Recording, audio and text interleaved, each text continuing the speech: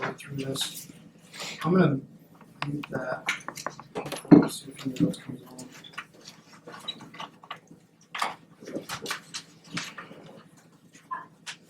All right, can everybody hear me? Unfortunately, you can't see me because the camera is just off. Let me see if I can adjust the camera.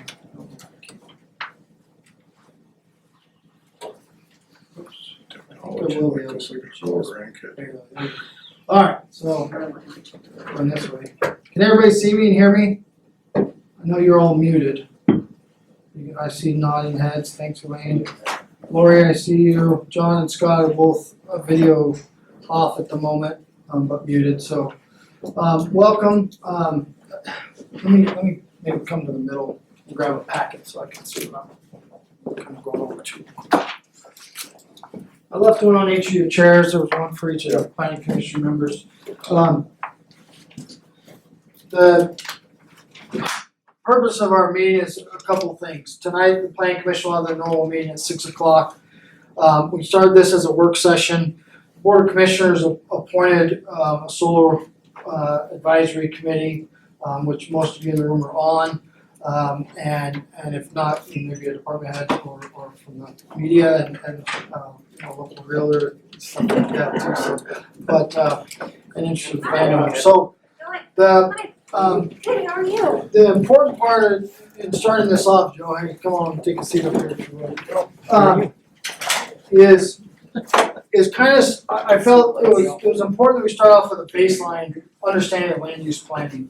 So in the packets that you have in front of you is a PowerPoint presentation that the Department of Conservation and Development at the state level has put together. You'll see on the last page of contacts. Both John Jennings and Scott Engelman are on the up on our screens. We have screens at both sides of the room here. This is a PowerPoint that they put together for new planning commissioners. Right there. This is Darwin Johnson.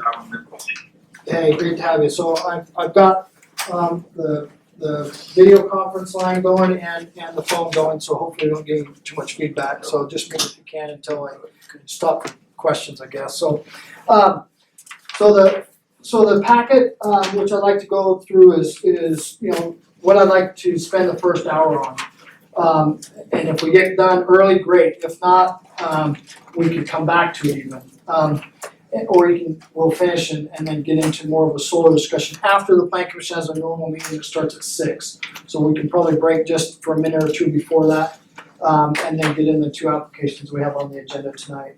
Again, I'd love to go through introductions, but let's skip that for now. Most of you are here because you got the email saying, hey, we're doing this after we postponed it from January, as I just went through surgery recently. So. Any questions? Does this sound all right to all of you as we go through this quick PowerPoint? Most of you have some of you have a background in land use planning. And sorry, now I'm covering up Joe, but this is kind of, to me, the 101 of why we're even here. A solar committee was set up, advisory committee was set up to look at our rules, look at the state rules, and figure out, do we need to update, and if so, what updates should we make to our own rules? And so in your package, you're getting, the county's agricultural zones, or A1 and A2 zones. You're getting our conditional use section. Close to the end, you're getting an example of the most recent approved conditional use for a solar project up in the North Lake area, and then. In this also is going to be, House Bill 2329, which is the newest solar rule that the state adopted, which we apply directly. But let me just go and John and Scott, you can I'll unmute you guys here in a minute and get any pre-thoughts as we get started here. Did I do it right? I'll unmute all. There we go.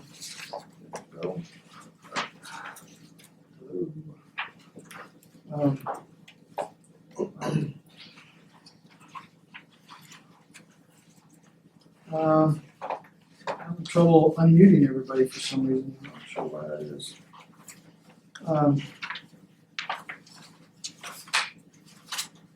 Anybody more familiar with this than I? Scott, I see you're unmuted. Oh, you may be muted on your end as well. That might be still why. So I might be able to unmute you, but then you gotta unmute yourself. Scott, can somebody say something just so I can hear if this is working or not? Anybody? You're hearing me, but I'm still not hearing any of you, so I'm not sure why that is. Yeah, Darwin, I can hear you. You can hear me on the phone, that's good. Thank you, Ben. I can't hear a single one of you on the phone though. That can be problematic. So, I wish I'd tried this out sooner. His voice turned off? Yeah, everybody's unmuted except for Nick at the time, and I can't hear a single one of them, so I don't know why that is. If there's a different way to turn up this or not. Might just be. That's gonna be loud. How about somebody try speaking again, Scott or Lori, both of you are unmuted at the time. Yeah, it's not working, I'm not sure why. Somebody might tell me now. Darwin, you might try the settings in Zoom if your driver is different for the sound settings. You can come up Sometimes here it and goes show me to- if I'm doing, Different spot here. or is it maybe On right the here tenth, I somewhere? don't know if I. That's what it takes most of us to have a young guy come up and do. Yeah. You Oh guys- yeah, you're in the right Sorry, spot. Greg. Which spot now is it? I just need to pick the different speakers. Yeah, you can try one of those other ones maybe. Your microphone should be good. They can hear you. Yeah, they could hear me, so it should have just been the speakers. Yeah. Try that now. How about somebody say something again, Scott or Lori, that's unmuted? Oh, should do a good job. Ah, yes, all right, perfect, thank you. Yeah? Thank you. We got you now. Good, all right. All right, so going quickly down this, land use planning and ordinance is a complex, tricky thing, it's not, I don't think it was always intended to be so, but it's over the years, kind of become that. And going down the presentation, we've got a planning overview, local planning, planning commission, planning organ, planning websites and glossary. And the overview is why are we planning? Okay, we're establishing a community vision and identifying important community issues. It's to be used as a guide, an effective guide and efficient use of resources, to provide guidance for individual property owners and reduce, sprawl and increase the efficiency of the public services and save tax dollars. So skipping to the next page, we have a process, and this process started in the 70s with Senate Bill 100, and prior to that, Senate Bill 10. But we have state rules, their revised statutes, and I'm not sure which order this went in, but yeah, I think I'm going the right way from left to right and then down. So we've got the revised statutes, which are updated by legislature, as well as administrative rules, which are to interpret the statutes and the statewide planning goals, and they give us guidelines and implementation strategies to work on as we go through the allowed uses in our zone. So statewide, there's 19 goals, of which 14 apply to Eastern Oregon, and of these, there's on this second page, 1 through 9 listed, citizen involvement. That's part of why you're here now. Our notices that go out on adjacent land uses also takes care of some of this. The Citizens Advisory Committee is, that's the Planning Commission role. Some communities have a separate board to handle that process, but we use our Planning Commission. Land use planning, then we get into some of our goal 3 and 4, which are our resource zones, our agricultural lands. In Lake County, we have an A1 and A2 zones. Exclusive farm use is A1 and ag use is A2. And then our forest use zone, our F1 zone. Then our goals for open space, scenic and historic areas, natural resources.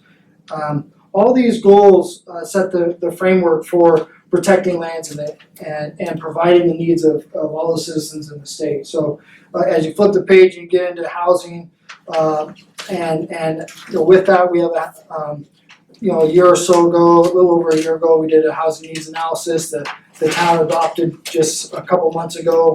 That housing needs analysis, and there was also an economic needs analysis that was also done at that time. So public facilities and services, goal 11, transportation, that's where we get into our transportation system planning, changing intersections and upgrading roads and things like that. Certainly Kevin could speak more to some of that, which we updated not that long ago as well, so that's great. And then urbanization. The other 5 goals really have to do with the west side of the state, so I won't get into those. The regulation hierarchy is we got the state statutes, state goals, which are found in the administrative rules, and then our local comprehensive plan and local ordinances, which is our zoning ordinance and land development ordinances for partitioning and subdivisions. And then we make local decisions, taking all those things and combine them into a findings document where this board or myself or the board of commissioners would use that criteria found in those ordinances, those rules, to make a solid decision based on the law and how the use applied for meets the criteria, which is always the applicant's burden of proof to show that they've met it. So local planning, we've got topics covered in this section, or the primary responsibility, comprehensive plan, urban growth boundary plan amendments, and zoning development code. Now, obviously for a solar committee, we're not too worried about the urban growth boundary, although one of the current projects falls within that, so then we get not just a county jurisdiction being looked at, but also joint jurisdictions where we've got the town of Lakeview in this case for like a local project. They're also at the table. The primary responsibilities are to adopt a comprehensive plan, and then which complies with the state goals and statutes and rules. This was done in the 70s, and we were acknowledged as all the other counties were at the time when we were kind of going through and adopting comprehensive plans after it became state law that we had to do so. And then we adopted implementation ordinances, which was our zoning ordinance. This was done at a time when a lot were unfamiliar with what the state had in mind with this, but we blanket zoned, which is a term that you'll hear often, where we said everything's agriculture if it's not inside the urban growth boundaries, except for some of these rural communities and some subdivisions that were pre-existing. Our rural communities all became A3 rural centers in our county. The Christmas Valley, Silver Lake, Sun Lake, Valley Falls, and others. These were all received at that time a Goal 3 exception. So Goal 3 meaning that they're not part of the ag land inventory. It was kind of blanket zone. Moving forward, let's any thoughts as we go so far? You doing all right? Any thumbs up from anybody? You doing all right? Comprehensive plan is the vision, right? It's for the county. If you looked at our zoning or our comprehensive plan online, you're going to see that there's an appendix section that covers all the different statewide goals. They were adopted. It was adopted in a way that really used the state goals as the key heading for the comprehensive plan sections. And then at that time, when it was adopted, there was some implementation strategies and goals and policies that were adopted as well. Some of which have been, carried forward, and others have kind of sat back, back burner and not really looked at a whole lot. And that's the sometimes problem with any major plan that you adopt. If it just sits on a shelf and isn't a living document, you tend to forget about, what our plans and visions were moving forward.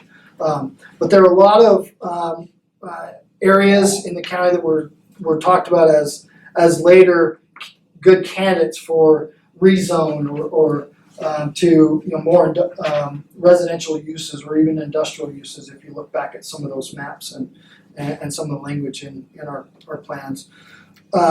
It's the chief document that we use, and so, as such, it guides the land use, the infrastructure development, and, just the overall policies that we make at the county level.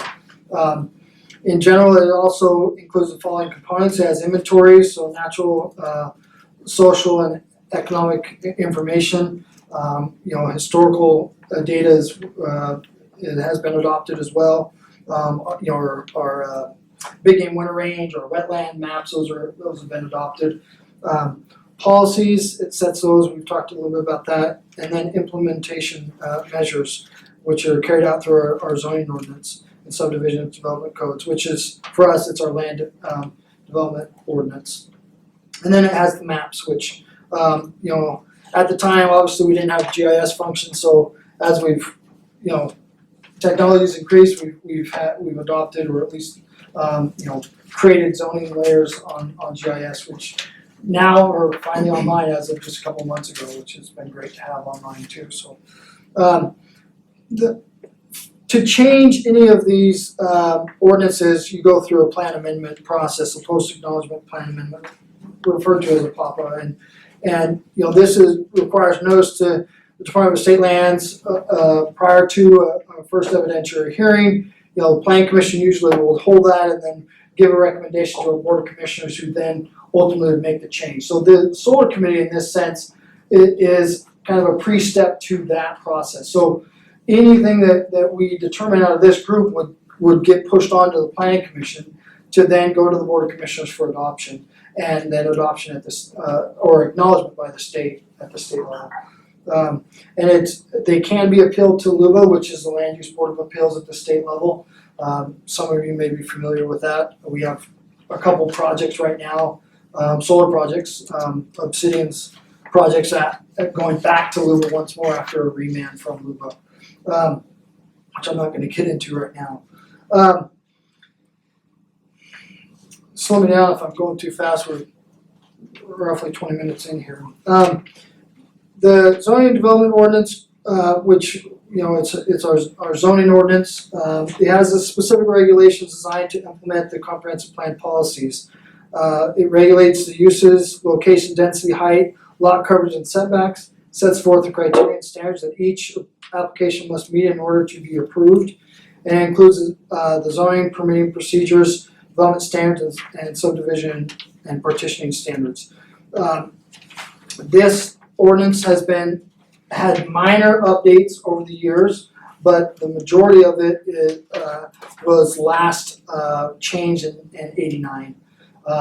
We've had minor adjustments to it, and most of those are not reflected in what you see online, actually. They're in an ordinance book that I keep on the shelf that's also in the clerk's office. When I first got here 10 years ago, I didn't have the zoning ordinance in Word, and so I had a PDF that I was going, I know there's been changes to this, how come I don't have those changes in a nice new PDF, right? And so we had it typed up, and I've got a working document on my desk, but I haven't yet, made it nice and fancy to upload. Most of them are subtle, and they're not major, but there are some differences in what it appears online as our up-to-date ordinance and what's actually our ordinance adopted by the commissioners. Any thoughts on that, or anything else while I'm still plugging away here? So land uses, comment? Did I hear anybody? Just, okay. For land uses, our ordinance is set up where we've got permitted uses, and those are really listed as permitted uses, and outright permitted is a word that you'll find throughout there in most of our sections. And you've got zoning permits, which are kind of a step between conditional uses and permitted uses. And then you've got your conditional uses, and we've got two different types. We've got a planning director approval. Thanks for joining us. This is Darwin Johnson going over right now the PowerPoint presentation. So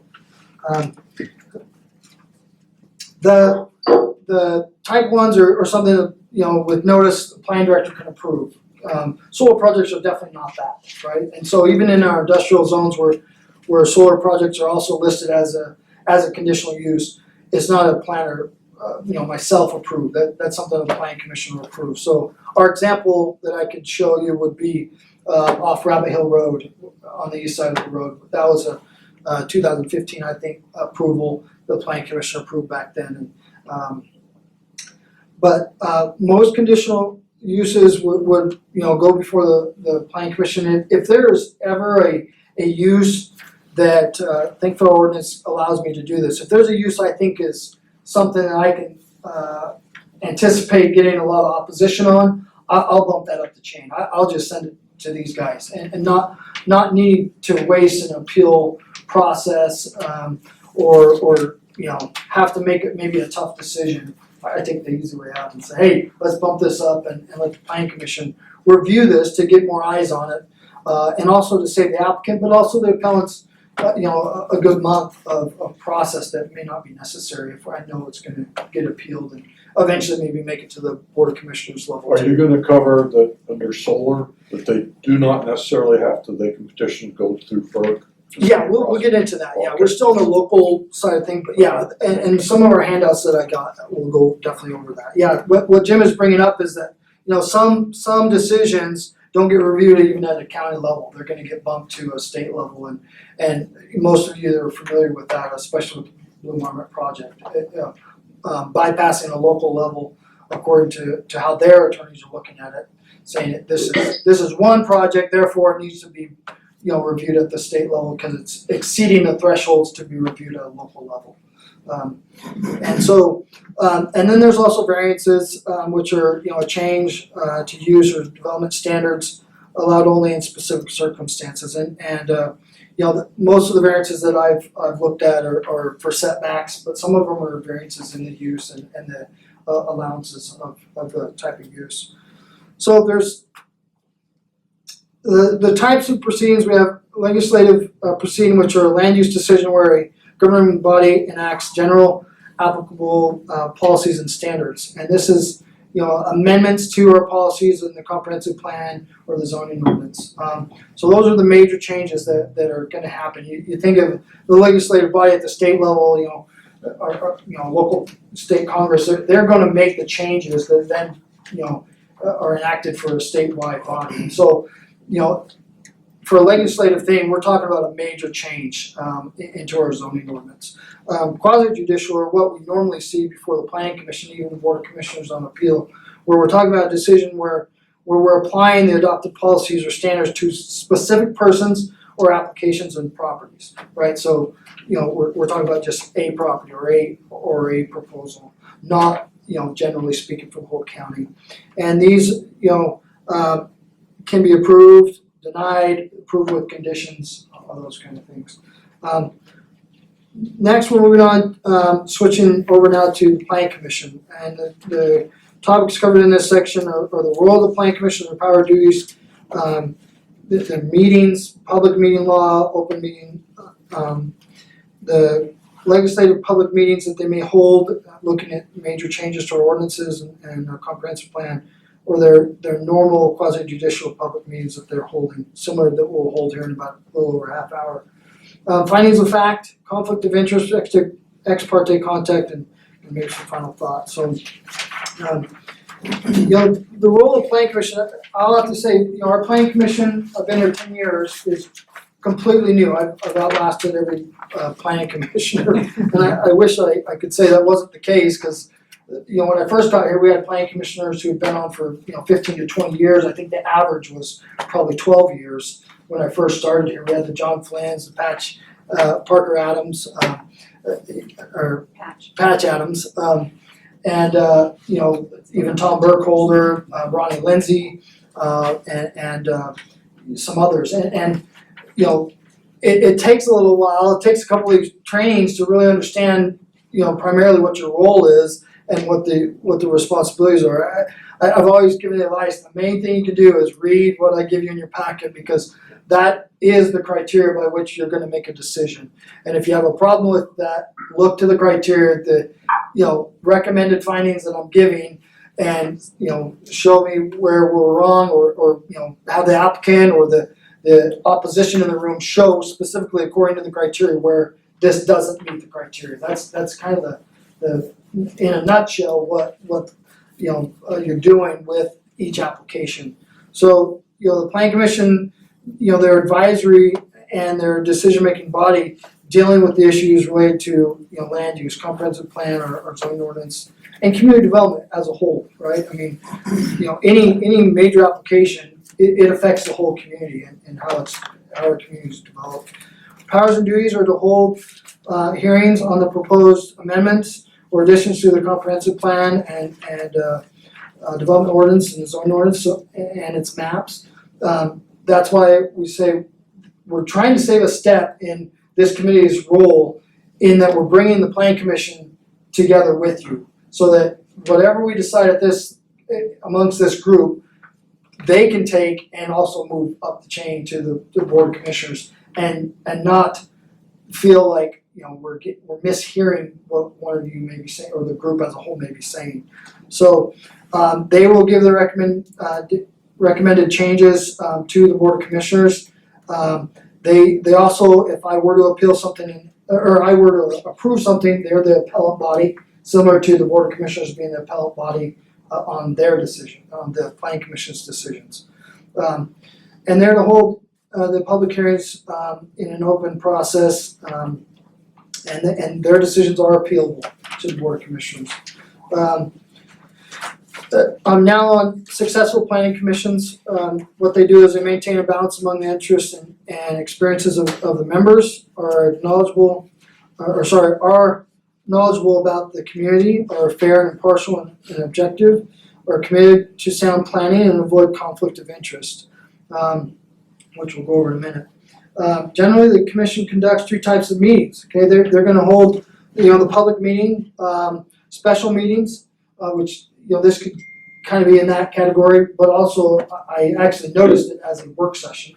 And work sessions can be more general and more just open deliberation, whereas a special meeting may be specific to what we're talking about. So this probably is more of a special meeting because it does have a committee that we're meeting with. Public hearings, most of you have been to a public hearing and know that we're going to notice the public meeting, and at least for emergency meetings, just within 24 hours. This meeting gets a 2-week notice prior to the meeting, which we publish in the Examiner, but also to adjacent owners for the hearings that we'll hold. It goes out 3 weeks prior to, so that's an important part of the law that we follow. And it's a convening of the government body to make and deliberate towards a decision on any matter or to gather information. Okay, and so during each of these public hearings, planning commission has always asked for a staff report or summary of the staff report that's in the packets. And often I'll give a recommendation if I feel it's met the criteria. And sometimes I'll leave it, kind of, I'm unsure, or I at least, feel they could go either way on a decision. And then the planning commission is going to deliberate about that after hearing testimony from the applicant and then neutral parties such as department heads or other agencies, and then any opposition that might be brought forward. And then rebuttal always lastly by the applicant. And that can go back and forth depending on how much information is being brought up. And for legislative public hearings, that's to gather the public testimony on a change to the public policy. That can be a very important step. And so as we move forward on this group, that will be a step that we take if we can come to a consensus on what rules we want to adopt and move forward on recommendation to ultimately the Board of Commissioners. Legislative decisions have a general application over a portion or all of the jurisdiction, and we've talked a little bit about that. It's not just one specific property, we're talking about multiple. So in this case, we're not talking about, hey, what we think should apply directly to a solar project, but to all solar projects in general, whether they're in the south end or north end, or maybe it's just general on one irrigated lands, or maybe it's all agricultural zone lands. Quasi-judicial public hearings are more about an application of the code to a specific case or a specific property. I see somebody sneaking in, that's Commissioner Williams. Thank you for joining us. Similar to a legislative hearing, this has, specific procedures that we're gonna follow. It has participation, limited to the parties, that were, notified. But also anyone who may feel that they're generally affected by a land use decision, in a certain, area. And requires opportunity for testimony, so I kind of went over those, but, we're having a back and forth, ultimately with the applicant last speaking.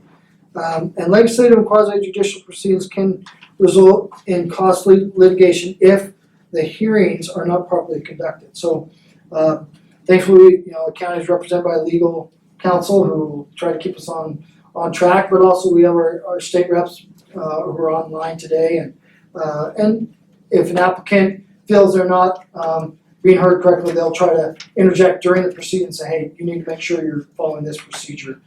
That's happened on a number of occasions, and it's very helpful to all involved, even myself at times. So, findings of fact. Findings are statements of fact related to the information that the Planning Commission considers in making its decision. Okay, findings must be supported by substantial evidence in the hearing's record or the application that was submitted. A lot of it may be contained just in the application, and hopefully is referenced throughout the staff report and findings that are being made. Reasons should be given why particular findings compel a planning commissioner to decide to approve or deny a motion. This is kind of key, which I've kind of over the years tried to get the planning commission to please give me your reasons for denial if you're going to deny something, because the staff report is always or primarily written for approval, and I'll tell you one way or the other if it is, or for some reason I wrote it for denial. Usually, and generally speaking, I'm going to try to get the applicant to apply another way or do something else if I don't think it should be approved, or no, it's just out of that.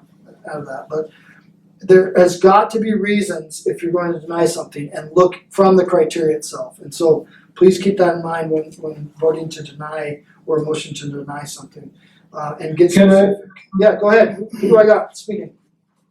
I'm gonna make sorry, I'm getting a lot of feedback calls, help you with I just wanted to put that very well, for findings to support a decision, whether you're approving or denying, especially if you're going to deny.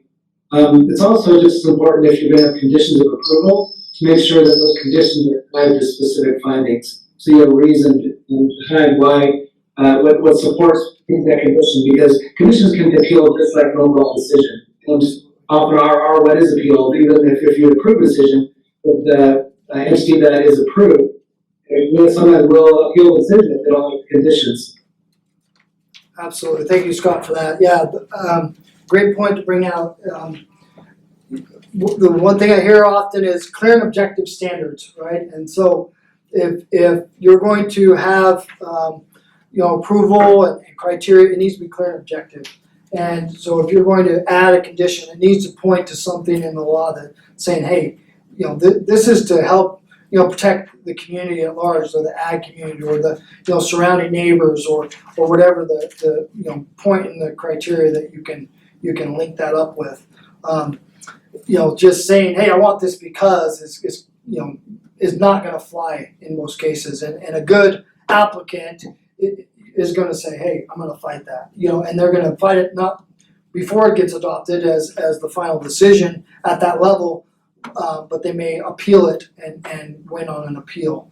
A prime example of that, if we go into a little bit of solar, which we'll later get into, this being one of the criteria we want to add, would be 2013 or 14, one of the black cap approvals. It was the second black cap application, and they were amending the first.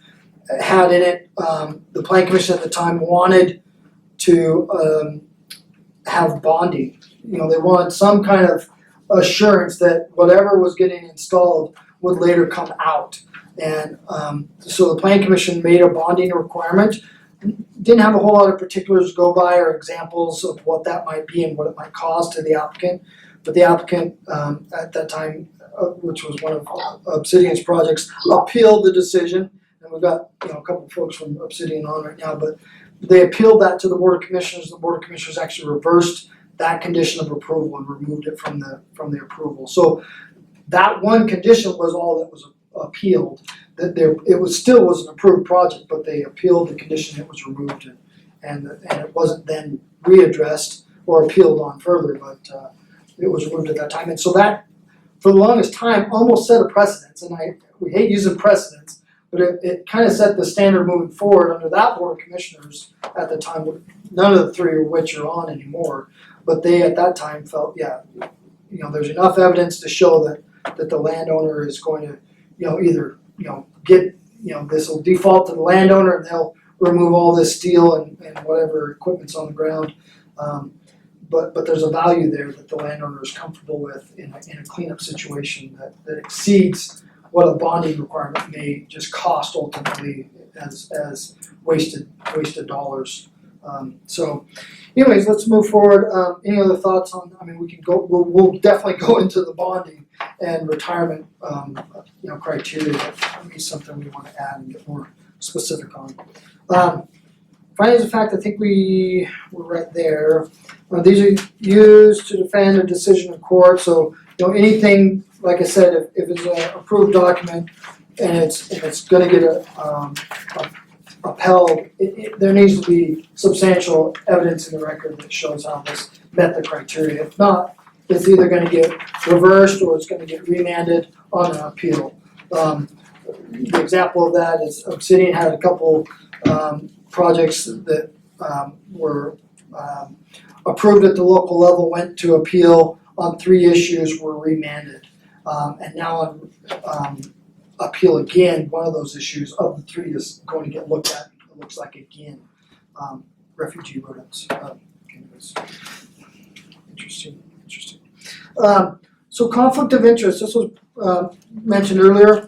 Conflict of interest is promoting or serving in a private or business interest in the performance of a public duty. So, you may have a family member or a friend or something where you may personally benefit if something gets approved, and that this could potentially create a conflict of interest. The failure of a commissioner, a planning commissioner, or even board of commissioners to disclose a conflict could jeopardize the commission's decision and even provide a basis for a lawsuit.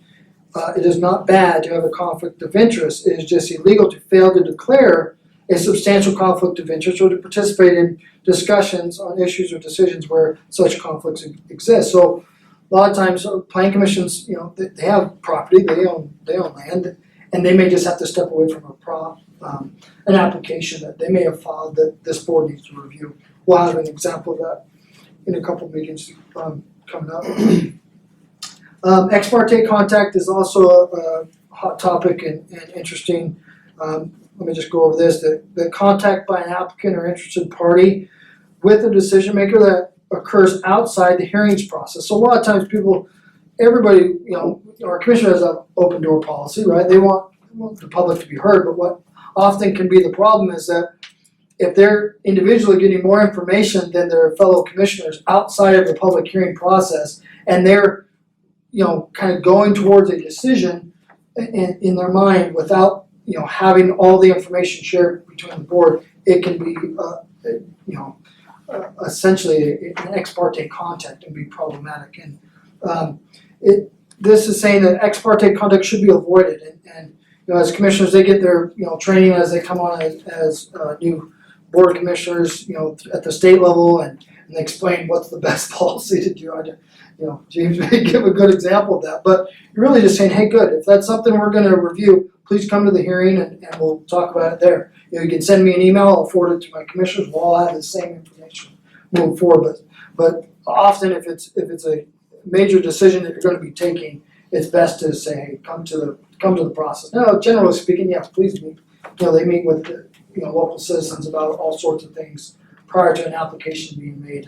And it's not necessarily bad, but it should be avoided. But if you've had it, it just needs to be declared. And so planning commissioners in this case would disclose any ex parte contact before hearing begins. And we've had at times our planning commission chair open a hearing saying, hey, has anybody had ex parte contact, and ask and give the planning commissioners opportunity to disclose that. And again, this is between the applicant or even adjacent owners, or opposition, potential opposition to an application. Ex parte contact may preclude a decision maker from participating in a hearing or making a decision. If it's just so, far out there, sometimes I feel that ex parte contact sometimes, crosses over with conflict of interest. There may be, just too much going on here for a planning commission to be able to sit on that decision-making board at that time. Now, however, if there's, for some reason, there's just no way to avoid it, it's in your neighborhood, these things happen and you just disclose it and then, declare can you be, non-biased in the situation and hopefully, that will allow you to continue to participate in. And sometimes when we get members missing or whatever, we might not have a quorum, and so you may, somebody that might have ex parte contact or a conflict may be asked to still participate, to still see the application forward.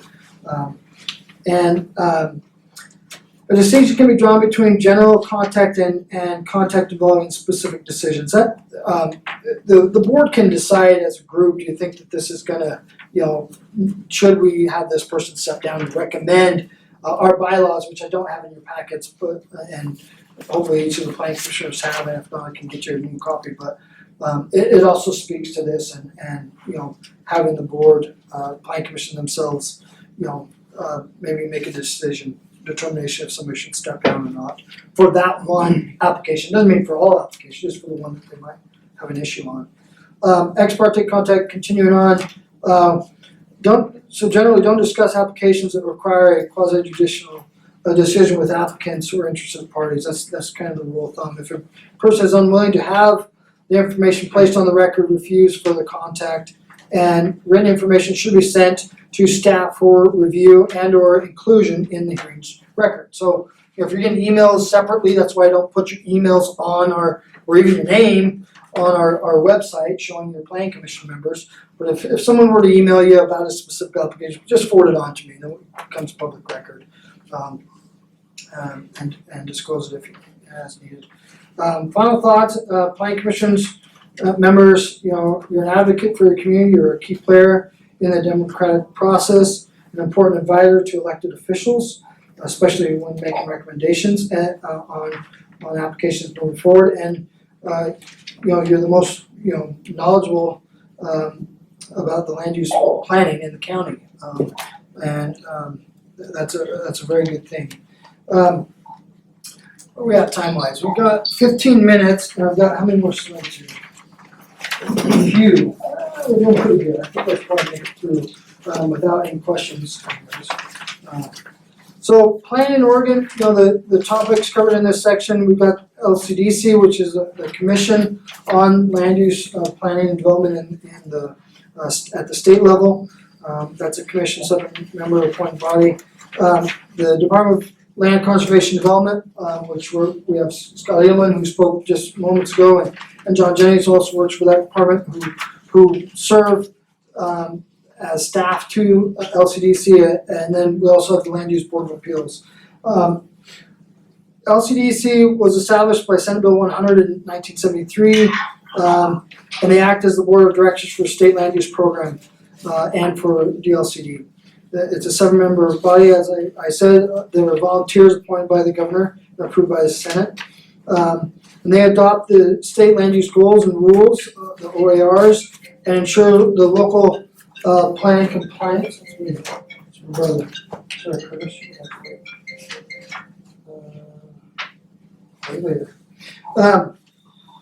And they're going to ensure that the local planning there's local compliance with the goals and the statewide planning rules. The mission and program of LCDC is to support our partners to create and implement comprehensive plans that reflect and balance the statewide planning goals and achieve a vision of citizens in local, state, federal, and tribal governments. GLCD is, like I mentioned, they're the staff for LCDC. They prepare those reports that go to that board, who is then going to make the changes. So they're kind of like the planning commission, or even many of the planning directing staff of a county, but at a state level, right? And they administer this, they administer statewide land use goals and rules. They review and approve periodic reviews, and they are looking at those PAPAs, those plan amendments, post-plan amendments. And the best thing that I, as a planner, that I use them for is similar to what we're doing now. This is their, PDF, their PowerPoint that they have given to this board over the years as they're providing technical assistance. And they also provide grants. I talked about our economic needs analysis and housing needs analysis grants that were awarded. Every year, or every other year, we get awarded a simple technical assistance grant, which just helps us get all the reports out, and it's a nice little bump to our budget as well. The DLCD, they provide technical assistance and outreach and publications on the following topics. Coastal stuff, thankfully, we don't have to worry about until at least Cascadia happens, I guess. But natural resources and hazards, urban and rural issues, transportation growth management, and citizens involvement. LUBA. So LUBA, I said, we got a planning director decision, then a planning commission, then a board of commissioners, and then LUBA, right? And so LUBA is the Land Use Board of Appeals. They were set up in 1979. They have 3 referees that serve on that group that review appeals and decisions made at local levels to figure out if it met the criteria or not. Their mission is to simplify and speed resolution of land use disputes, provide consistent interpretation of state and local land use laws. And then we get into some terms, which I'm going to skip over, and then types of rural lands. We talked about goals 3 and 4, which are exclusive farm use zones, our A1 and A2 zones, and then our forest use zone, which is the F1 zone, which is goal 4. Excuse me. Exception areas are like our rural communities or subdivisions, areas that have said, hey, this is not any longer that one particular zone, but it's accepted from having to comply with farm or forest criteria. And then we got our overlay zones. Our big game habitat is one, and our wetlands are 2 of our biggest, and our floodplain, things like that. And then you got other lands which do not deserve the protection from resource activities. Your residential zones, industrial or commercial zones as well. Exceptions. There's 3 ways to get exceptions. And physically developed is one way, and there's ORS language there referenced. They're vocally committed, which is similar to, in my mind, to maybe the physically developed, and then reasons. Reasons can be alternatives lands analysis. I believe falls into that category, but I'm not going to go over those things right now. But exceptions are kind of the if you're going to go there, that's a major application, and it's we've got I think it's a $2,500 fee for an exceptions. I mean, it's not a small application, and often exceptions comes with the zone change as well. So you may be changing the comprehensive plan designation and the zone at the same time.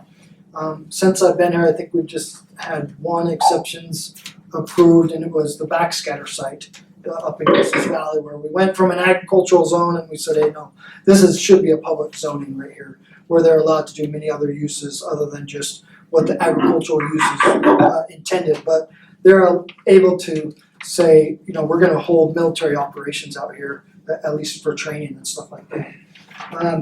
Urban growth boundaries, thankfully we don't have to get into that right now. Unincorporated communities resemble a town but have no municipal government. Christmas Valley, prime example, major community, 2,600 lots in that community. It's got commercial, industrial, it's got residential, and publicly zoned lands as well. Has all the things that a community would have. It just doesn't have it doesn't have the tax base, but it just doesn't have enough residents yet really to qualify it or push it towards becoming an incorporated community, which will take a lot of work when we get there. But someday it may definitely come to fruition. And then goal 14, exceptions areas or stuff in the urban growth boundaries and unincorporated communities that are going to be rezoned as exception areas. Let's go over the rest of this for now. The last couple of pages have some helpful websites, some other things there, and then the last page has both Scott and John's phone numbers and emails, as well as DLCD's main Salem office address and website. So, that's 50 minutes of a quick 101 on land use plan. Ultimately, we have a zoning ordinance comprehensive plan, there's vision for the county, and we update them as needed, and therefore, in this case, the board of commissioners felt there is at least a need strong enough to warrant the formation of a solar advisory committee. Solar is a hot topic right now, not just in Lake County, but statewide, especially ones that happen to fall in irrigated lands where there's exceptions needed if you're going to exceed the already established minimums. And so we've certainly got an application on the, that's pending out there, or at least a notice of intent to file an application that will be pending out there for the Blue Marmot project. Let's, for 5 minutes, maybe if you have any general questions about what we've gone over so far. My thoughts for tonight were to get through that.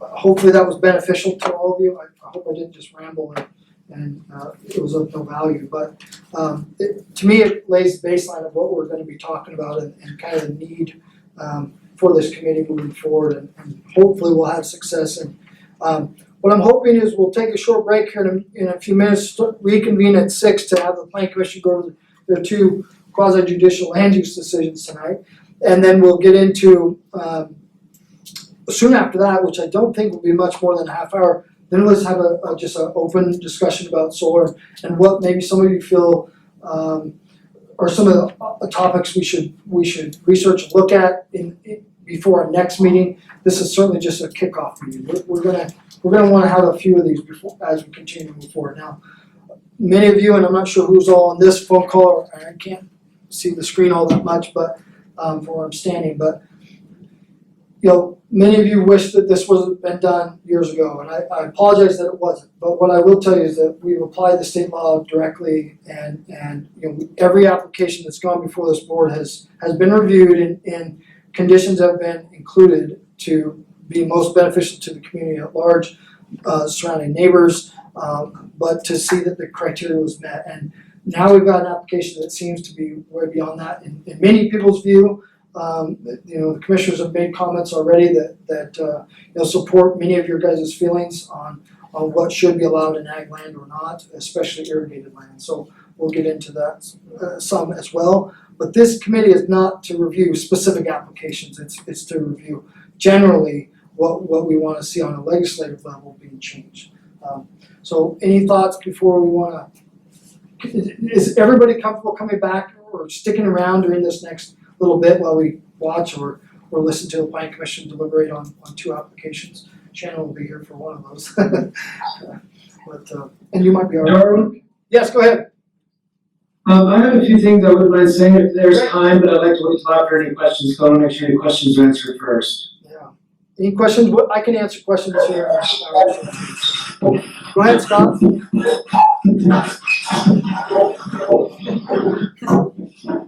Getting a bit of feedback, but go ahead, Scott.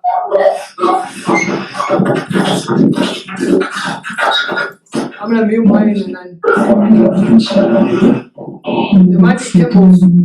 Shirley, we're gonna start, you guys, Shirley, Kimball, can you guys mute your phone for just a few minutes here? Can you guys hear me? Can you see me or hear me? Can I ever, I can do it myself. Yeah, I have power. Let me get back to my settings. Okay, now let's unmute Scott. Okay, go ahead, Scott. Sorry. But first of all, thank you for letting John and me be here. Ideally, we would be there in person, being able to do this for you. And you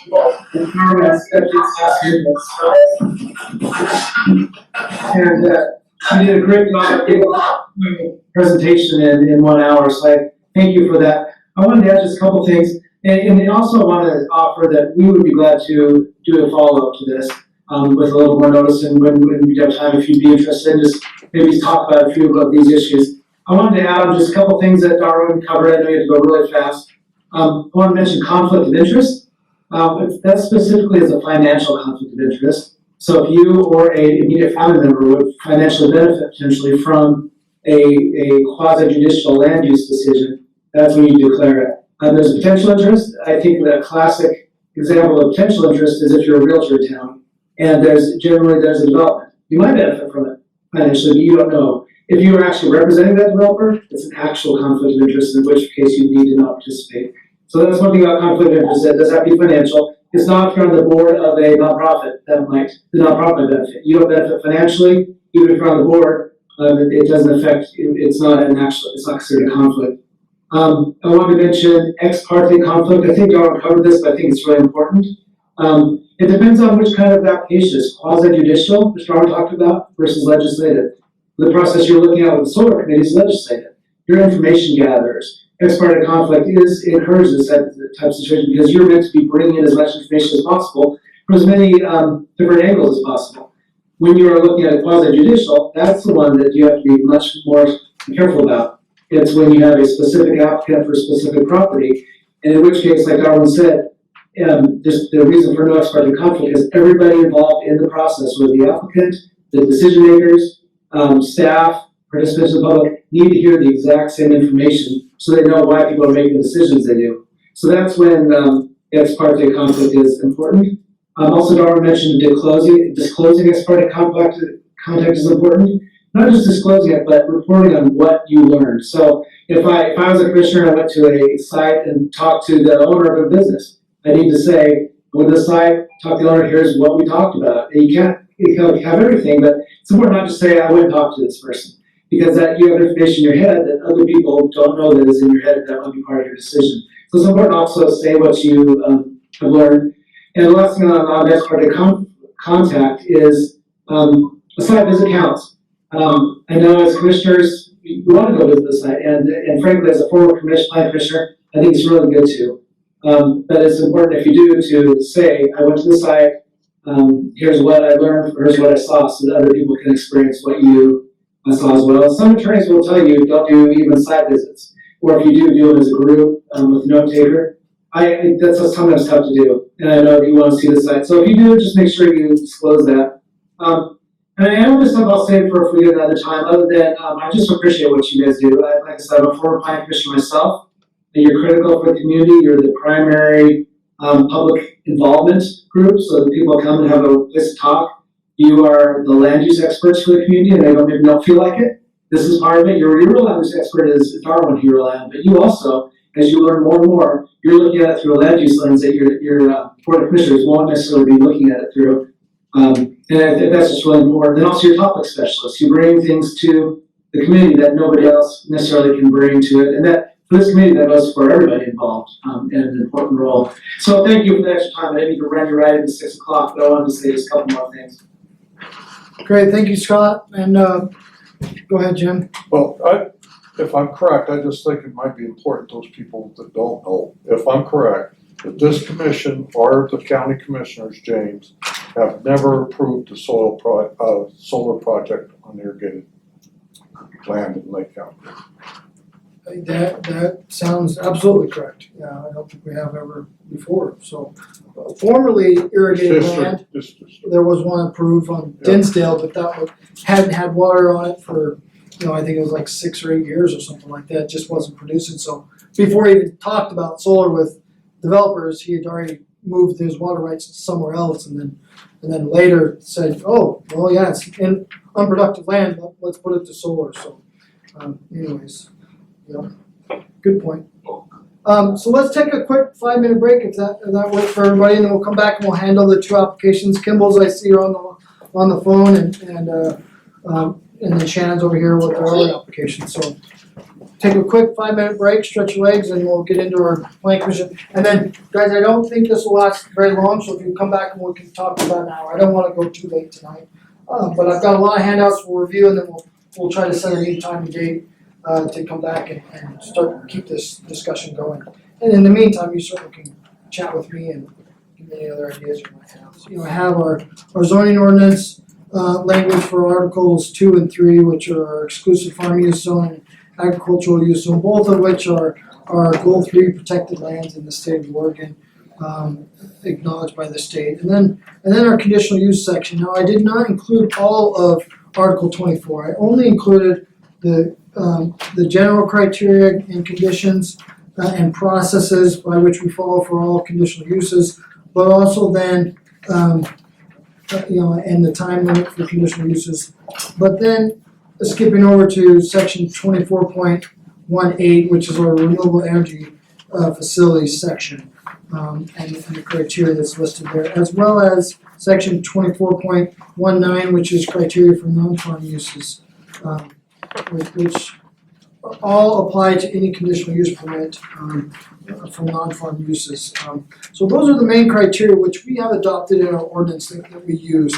Now, one of the last attachments I said before was an example of a prior approval, which was in June of 2019, an application by Conley Solar LLC, which was on property owned by the Department of State Lands off of Fort Rock Road on the west side, before we get to the last corner. Before we hit the straightaway to get into Fort Rock. So, that is there just as an example, right? It shows, the criteria that we're using. If you were to flip to some of that, it would show the ORSs that are quoted. It would show administrative rules that are quoted, which is the solar rule, Division 33, agricultural lands, OAR 660, Division 33, 0130,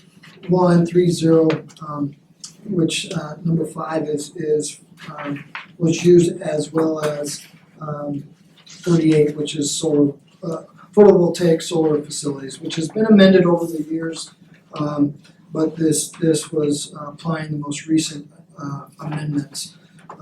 This application was approved. Behind that, you'll find also a list of all the approved projects in the county, as well as the map of these approved projects.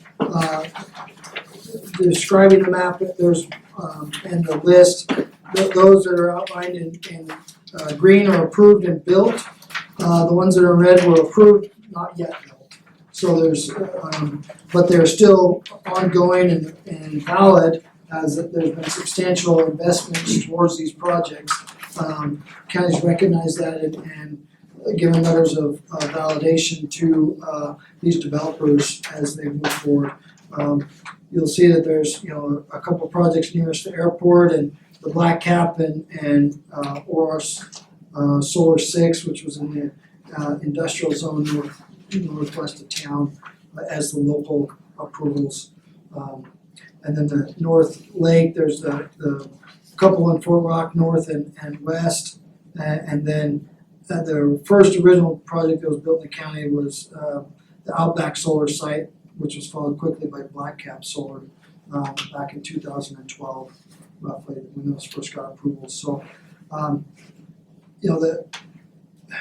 there's some other information on that sheet I'm not going to go over right now, but if you guys, some of you recall when the Board of Commissioners were meeting, roughly a month and a half ago or so in this room, the Board of Commissioners were appointing other, some more folks to this committee, and I gave at that time a couple of handouts, which I re-gave to you this time, which is this 4-pager landscape, which has got the ORS 215 446, which is renewable energy facility application standards notices, also referencing ORS 469 300 and other notes.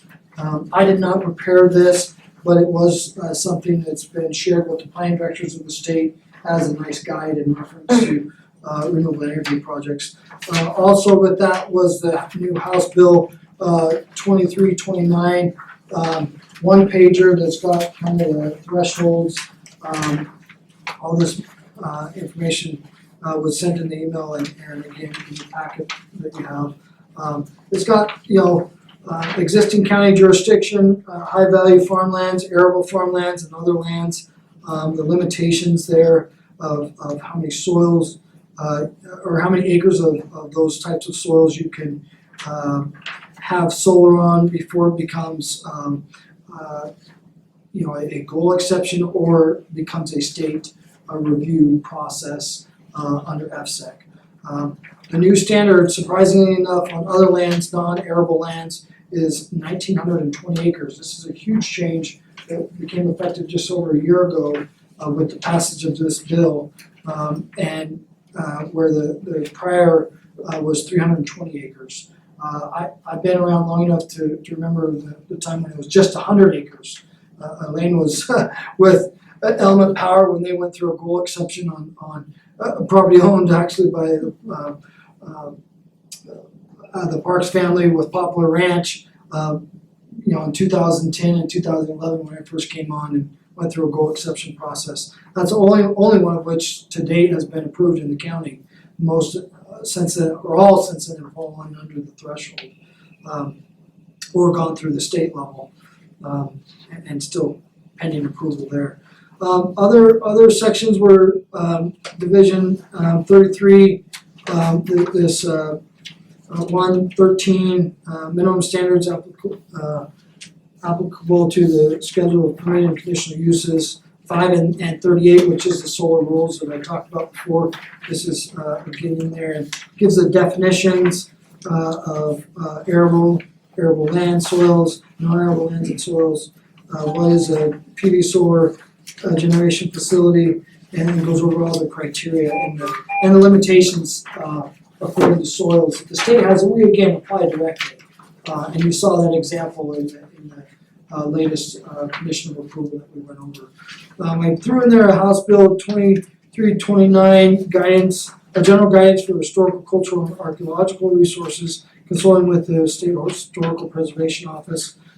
This is a handout that they prepared for starting in January of last year, which goes over the requirements when there may be lands that certainly have a historical significance to them that agency needs to be contacted. There was a correction to the rule that went through as a legislative concept 649 and is also included as a draft. An email, if I went to it, has just said that this is to eliminate some confusion. I can't tell you much about this other than the highlight portions of this document of what would be the changes to the rule and ORS language. Probably minor in scope, but necessary to just eliminate some confusion. What is that at? Did you have the draft one? I think draft. Yeah, okay, got it. So other than that, that's what I have, and I don't mean to be an expert on going through all this, and I certainly don't want to speak much more, but I wanted to get, kind of this meeting kicked off and, seeing the diversity of the group now that's been appointed, seeing what you guys' hopes and intents for this committee will be moving forward. Thank you, Kevin, for being here as a roadmaster. I know over the years we failed in many ways to get the correct language and agreements in place prior to a solar approval, but I think now we're starting to work closer with the applicants and your department to make sure that any impacts to our roads are going to be mitigated and now that we've seen that on a couple, both with the airport project, but also our South Fort Rock project off Conley, we've got examples of what the true impact may be and what costs should be shared at least by the developers. And so if you want to speak to that, certainly welcome that. But as we move forward adopting or making a recommendation to adopt a new solar rule, that may be something that we want to include as condition of approval. And I think in some ways it may already be covered, and I'm gonna pull out the latest approval and kind of show you where I feel that could be covered. Under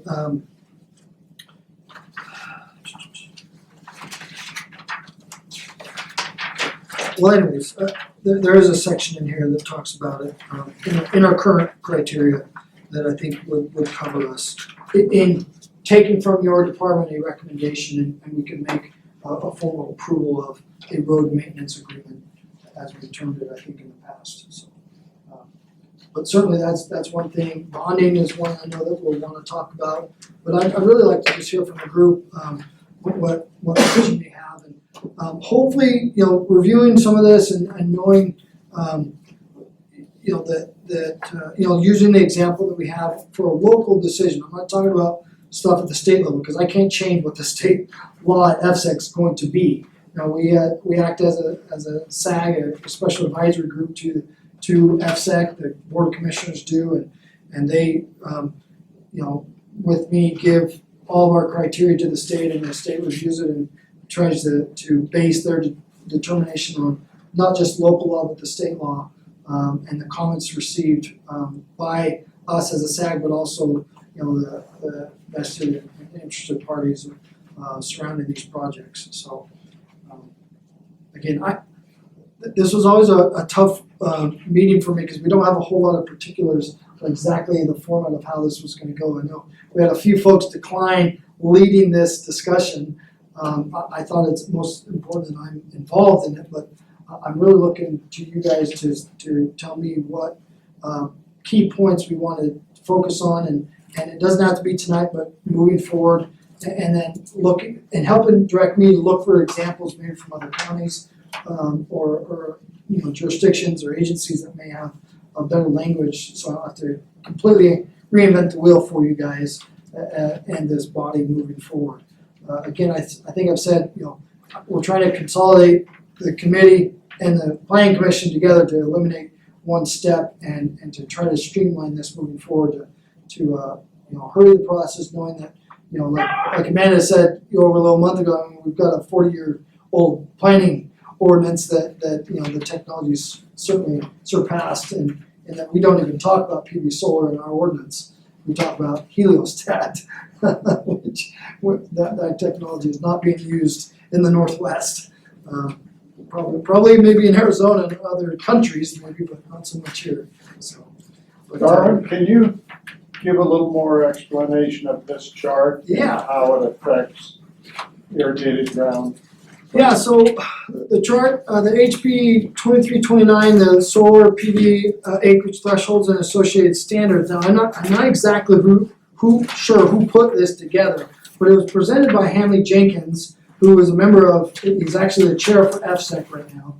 He presented it to the planning directors in our either November or December meetings. I don't remember exactly which now. Everything's merging together in my mind. But so we've got a couple of headings, and if you think of it as columns, you've got existing county jurisdiction, and then you've got three categories: high value farmland, arable farmland, and other lands. And in red, it's saying that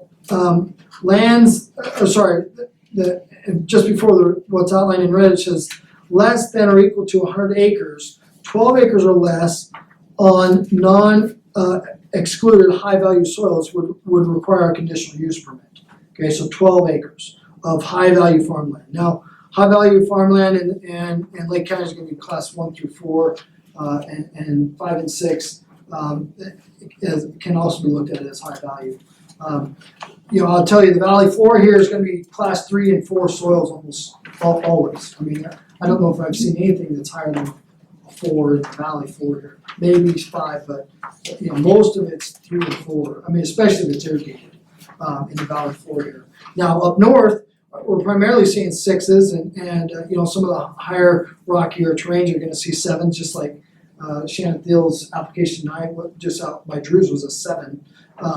But primarily we're looking at high value at the limit being 12 acres for a conditional use permit. Greater than 12 acres is going to require an exception. It is generally the rule under the existing county rules. Now the new jurisdictional, so that's the old rule. The new one is new county rules is under this new House bill, so a year in the making, has changed it from 12 acres is a CUP to 13 through 100 acres is an exception, and 101 to 160 is an exception plus ORS 215.446, which I believe was one of our handouts, right? So it's in there as well. So, it allows you to go higher, but it still requires an exception, which at the county level has an alternatives needs analysis. So you have to say, hey, well, these other lands, none of them will work. This is the only lot that really works, right? And so that's up to 160 acres. So, I don't see anybody, maybe Mark, I'm not sure who Mark's representing tonight. Paul's from New Sun, and of course, everybody else I recognize. So I don't know if anybody from Blue Marmot's on tonight, but when we talked about before, they have multiple sites scattered throughout the county or in the south end here that individually could have been looked at as a conditional use permit and not just one big application. You could have said, well, this individual site, if it was an application, it would require on its own a goal exception. And then, alternatives needs analysis would apply.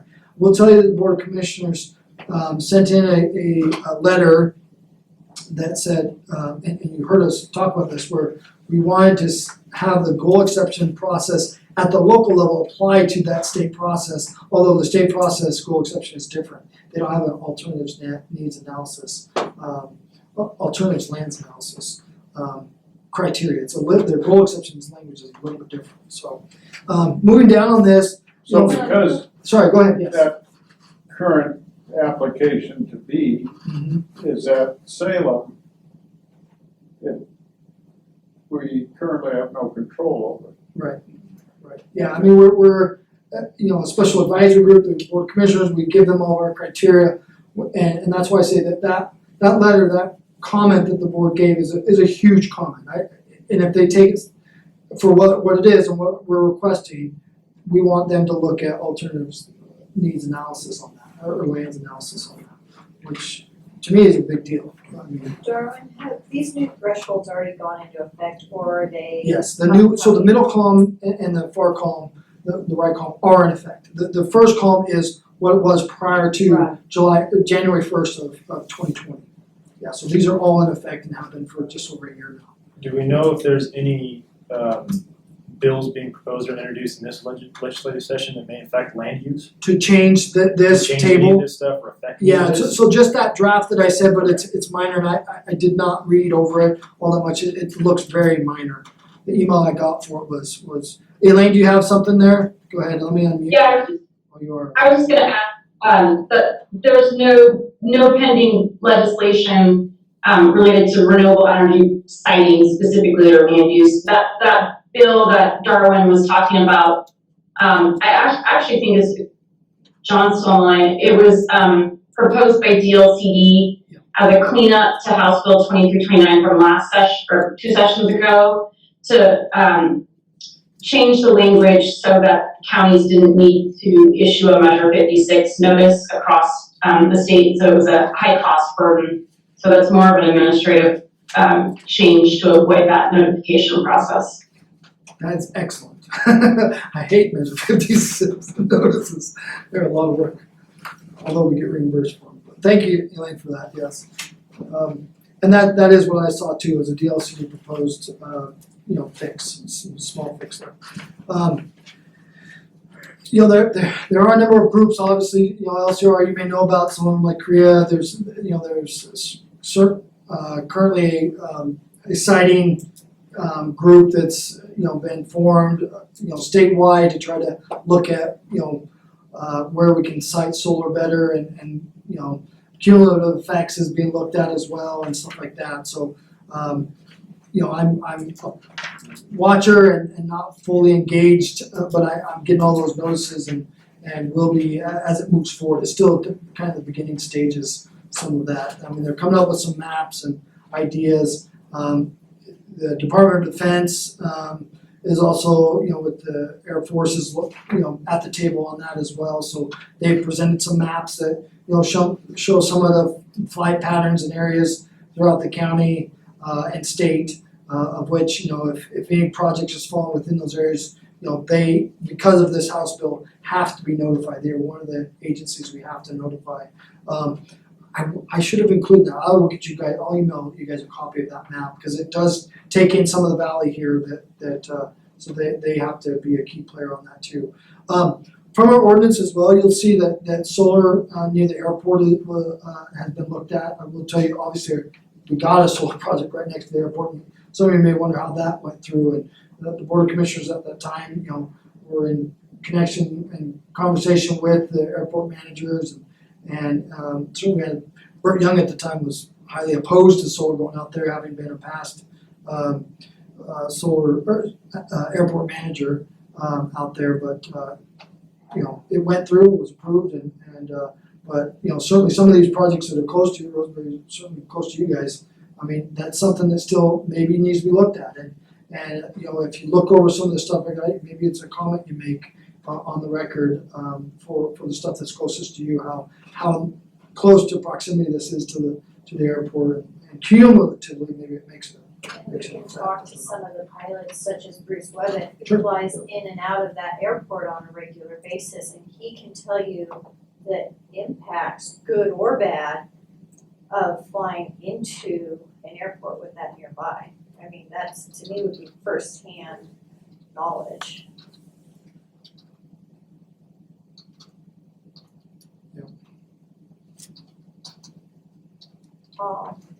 I think one of the things at the prior commissioner meetings that they wanted to have us talk about is exactly what this committee would be doing.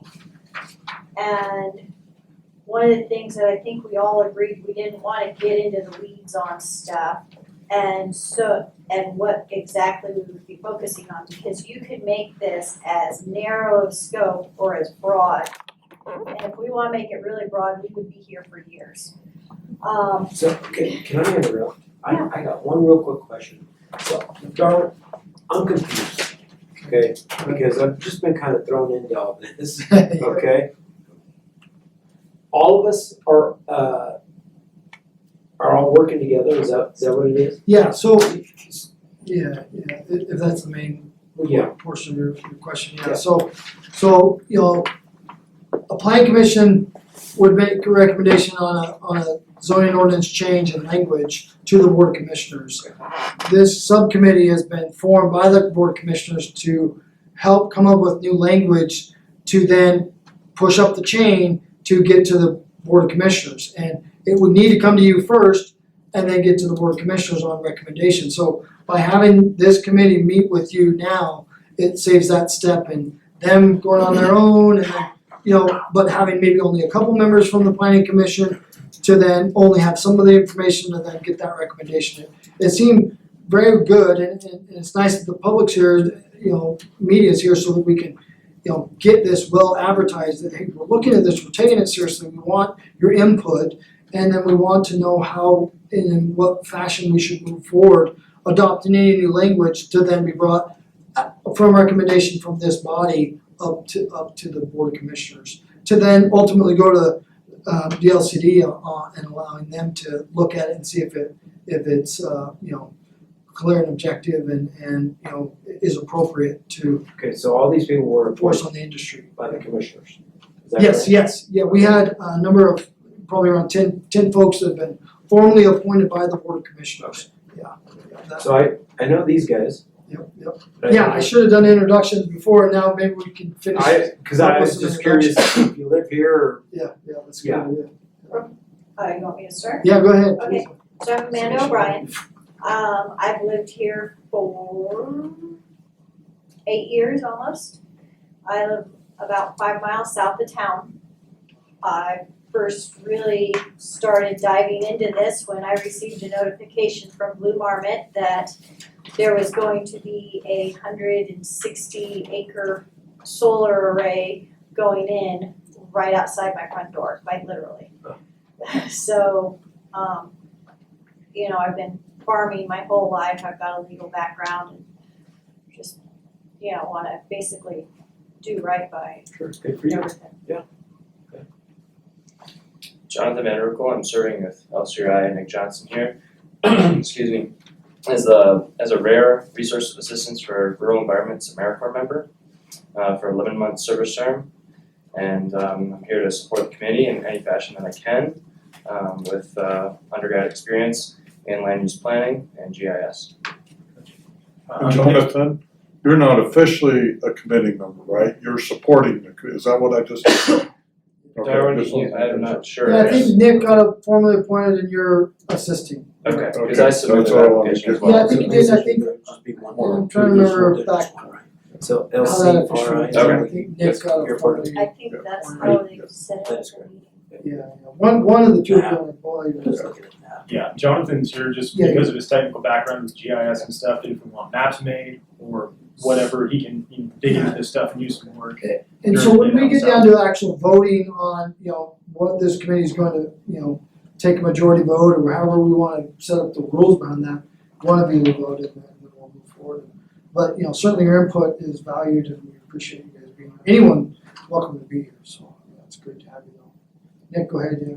I'm Nick Johnson, the Executive Director of LCRI, I'm Jim's successor with the organization. I've been here for about 3 years now. Okay. And I'm from Mattersburg. You want us all to introduce ourselves, Darwin? Yeah, please, if you would. Kevin Hawk, I'm the road superintendent for Lake County, and I have not been appointed to the committee, although the 3 commissioners would like me to sit on it. I most likely will attend all the planning commission meetings where solar is at discussion. And I will at these solar subcommittee meetings because education to the public as to the dollars generated from solar in this county fails. There is no money from solar development that goes to the road department. 0. In fact, there are only costs incurred by the road department. Now, to disclose, New Sun Energy and I had an arrangement where they donated dollars for us to fix up a road after the fact. And what Darwin alluded to before is that we're gonna try to get ahead of that going forward. But so that the members understand, when you hear dollars and money generated for tax revenue, that does not include the roads, the maintenance of, construction of, or anything else of roads. There's no dollars. I can't emphasize that enough. So that was the discussion that we had like 2 months ago, whatever it was. So how can we change that? That'll be part of this, I think, So currently, to get those agreements in place. currently the commissioners, myself, James is the liaison to the road department, are working on road use agreements. I would like to push the commissioners towards a more standardized effect from solar development, a percentage of something to generate tax dollars for road development of, maintenance of. Currently, we're working on an individual basis. That was the direction of the last board, who thankfully is gone. And hopefully we can move towards something more standardized than an agreement with each individual organization. So my primary objective here is just to help educate this board when talking about the facilities of Lake County. That also includes the roads, and we all use them. And Joe, being a promoter, when I promoted solar, I always thought they were getting money. There's Always did. there's I a didn't lot know that wasn't happening, and we need to correct that. There's a That's lot of people who don't relate, or they believe they relate their property taxes to the road department. Property taxes, that's what. I certainly think that That's how that there works. should be a little bit more money coming to the county also. I mean, they're getting away with it. And the state just reduced the amount that they're gonna have to pay per kilowatt. Was that formally passed? Has it gone through or has that just been introduced? I don't believe it has gone through yet, but it's going to.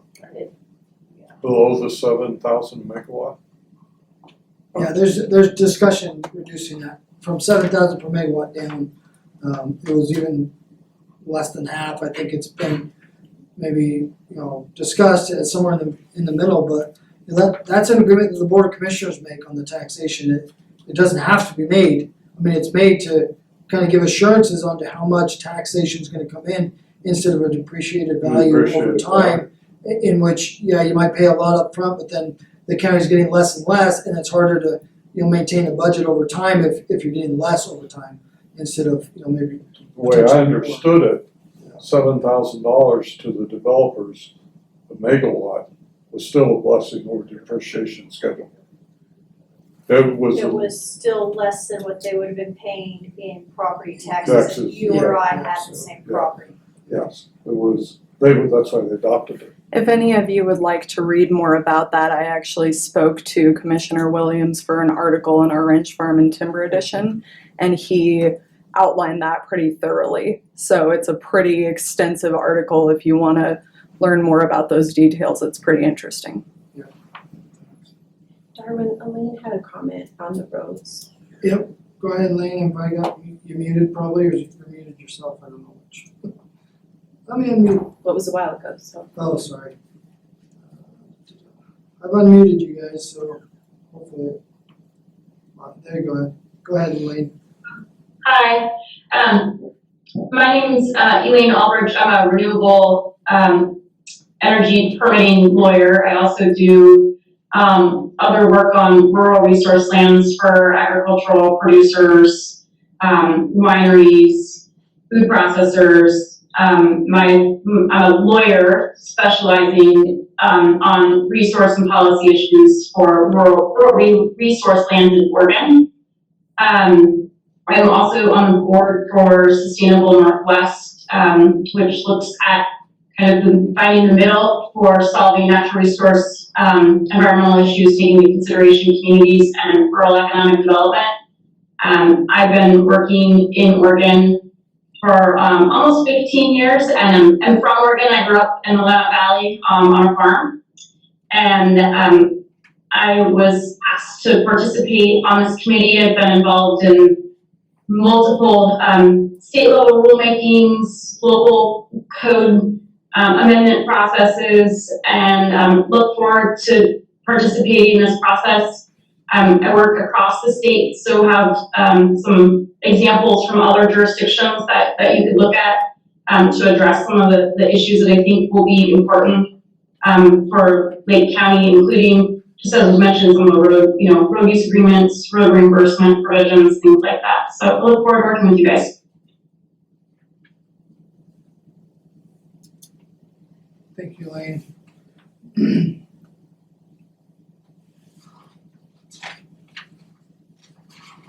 Sorry, I was flipping through something else. We've got a couple other folks online. Paul Stern from New Sun Energy is on, not formally appointed, I don't believe. Justin Farrell from SWCD, past planning commissioner, has been formally appointed. Justin, if you'd like to say a few words, that'd be great. I've seen you online. Go ahead, Justin. Yeah, Justin Farrell with the Soil and Water Conservation District. I work for an elected board of officials made up of property owners of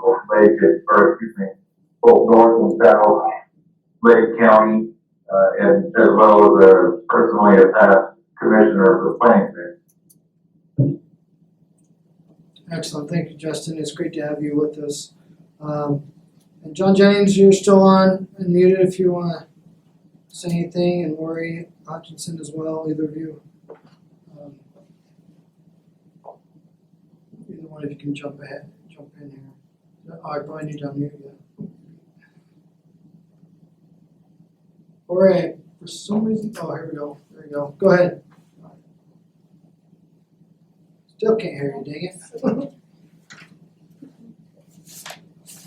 All right, we'll get Lori on here. How about that? There you go. All right. These online meetings or something. I'm Lori Hutchinson. I'm with Obsidian Renewables. A lot of you know my face. I'm generally the main person from Obsidian who comes down to Lake County when we are allowed to travel. we have built or developed the projects that are off of Stock Drive, that complex of projects that are just south of Stock Drive, just outside of town. And we also developed the Airport Solar and the Garrett Solar projects, which were built, I think they were completed at the end of 2019. I have definitely learned a lot coming to Lake County and listening to the concerns, the meetings that come up, and with the various people that we meet with when we're building our projects. So I'm excited to serve, and I'm excited to find ways that we can all, I think what everybody's kind of yearning for is some certainty in the process. And so I think landowners want to know what's going to be happening, and developers want to know that we're following the rules and that the rules are sensible and fair. And so I'm excited to get that done. And like Elaine, I mostly work in Lake County, but we can also bring examples from around the state. There's lessons learned on all sides. Klamath County, for example, recently went through a process just like this, which Elaine helped with, and there's just a lot of interesting things that come up, and they'll be good cautionary, just things to help inform us as we move forward. Excellent, thank you, Lori. John, are you still with us? Let's see here. Any thoughts you might want to share? So you're muted, you might be multitasking a little bit. And then Mark B, I'd butcher your last name if I even tried to pronounce it. You're unmuted if you'd like to introduce yourself. Hi, my name is Mark Boisvane, and I'm an associate of Paul Stearns, and I'm affiliated loosely with New Sun Energy, who's responsible for the projects that one of the committee members mentioned up in Fort Rock. Great to have you on, Mark, and Paul both. So, just time right now, it's 7:15. We've got a lot of handouts. I'm gonna definitely be reaching out to Elaine and the planners in Klamath County, to move forward on this, see what they came up with.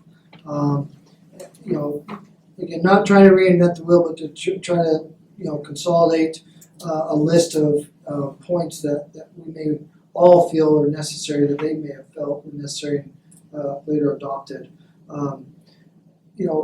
As you may have heard, those of you that stuck around for the Planning Commission meeting, we were going to be canceling or have canceled our March meeting, but we'll meet again sometime in April, either our normal third Tuesday, or we might go, if I'm able to go the first Tuesday, combine both those meeting dates.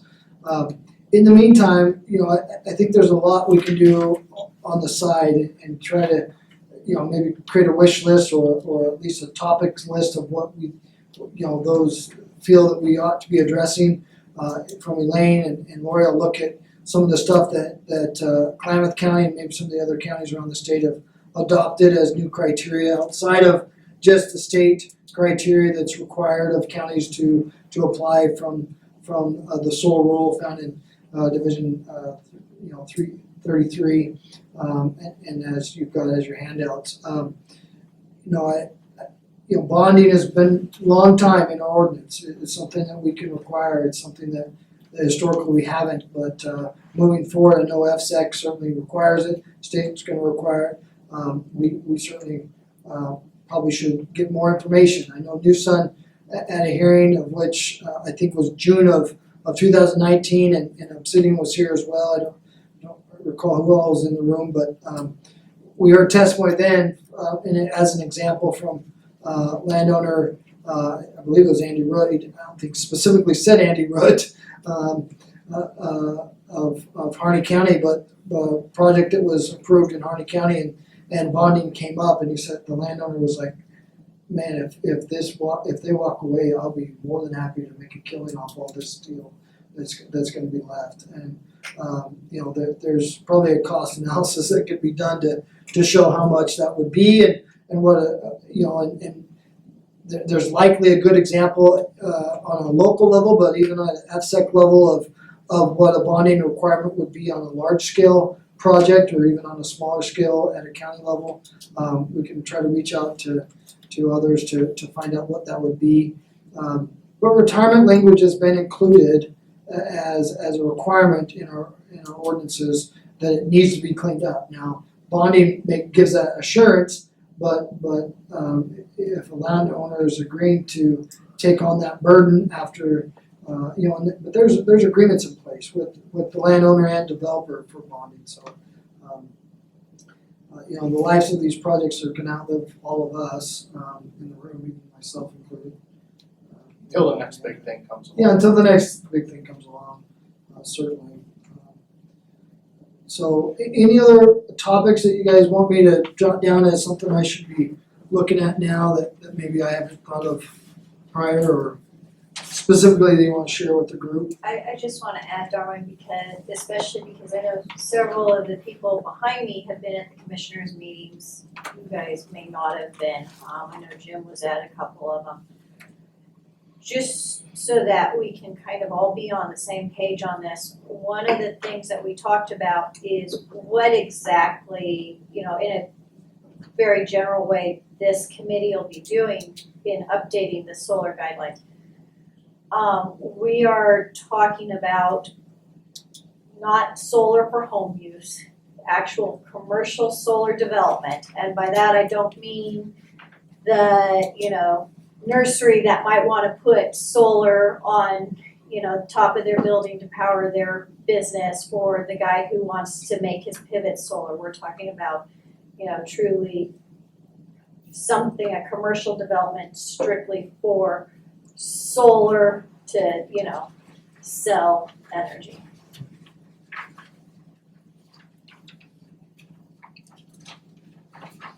I think that's all I have to add for tonight.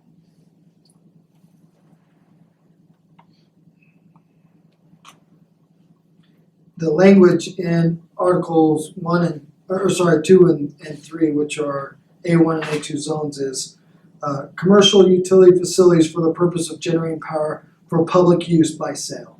So that's the language that we're talking about, Yeah. utility scale solar. That's exactly what we're talking about. And that's the same wording. So I have a question or a comment on that. So the one exception I can think to that, if it's something that may be relevant, is that there's a program called the Community Solar Program, and it can be up to like 3 megawatts in size, but in that situation, it would be the community subscribing to that project, so everybody would essentially be pitching in to build an aggregate project, but it's still fairly large in size, but it doesn't seem to have like the same, I guess, benefits. It's something that directly benefits the community. So is there a way that we can like, I guess, discuss that and make sure that our language is concise? I would think it should be. Yeah, and some of that may fall into other zones too. I know some of the lands you guys have looked at for that too, you know, fall into commercial zones or, you know, like stuff west of Roberta Road or something too, county-owned stuff right now. But, yeah, some of our other zones, you know, have a simplified process, although it's still conditional use permit. It doesn't come with all the, you know, AFU zoning requirements and limitations that are found in those zones. Yeah, but definitely a good discussion. I mean, net metering is a discussion too that's important to have. I mean, the county's got some of that going on the fairgrounds and the road department. You know, with some of the solar, you know, arrays that have been put up there. You know, it's good, it's beneficial, but it's not what we're talking about in large scale, especially on irrigated lands. Yeah. Well, I guess I'm a little bit confused. I understand that we're updating the solar criteria for Lake County. And we can choose to do what we want to do. And these large scale projects that are being proposed, they're sized out of our capacity and they're put into FSEC's hands. And as long as FSEC's standards are covered, essentially what I've come to the conclusion is we have no say in it. And it doesn't really matter what we have ordinance-wise on the county level. Now, we very well have input as an advisory, or our commissioners will. But at the end of the day, it's boiling down to FSEC to make the decision. And what I've been taught from FSEC is that they live in a black box. They don't look what's around or anything. It's just what is in the box. And so whatever actions that we take and that we add to comments or to our commissioners to forward it up through the food chain, at the end of the day, they can certainly be weighed out, but there's no bite to them.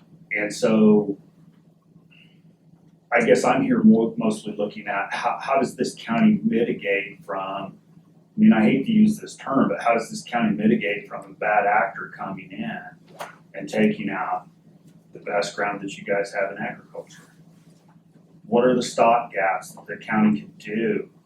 Or what is a position that they can take with the state that stops that action until we can figure out what the ramifications are of that?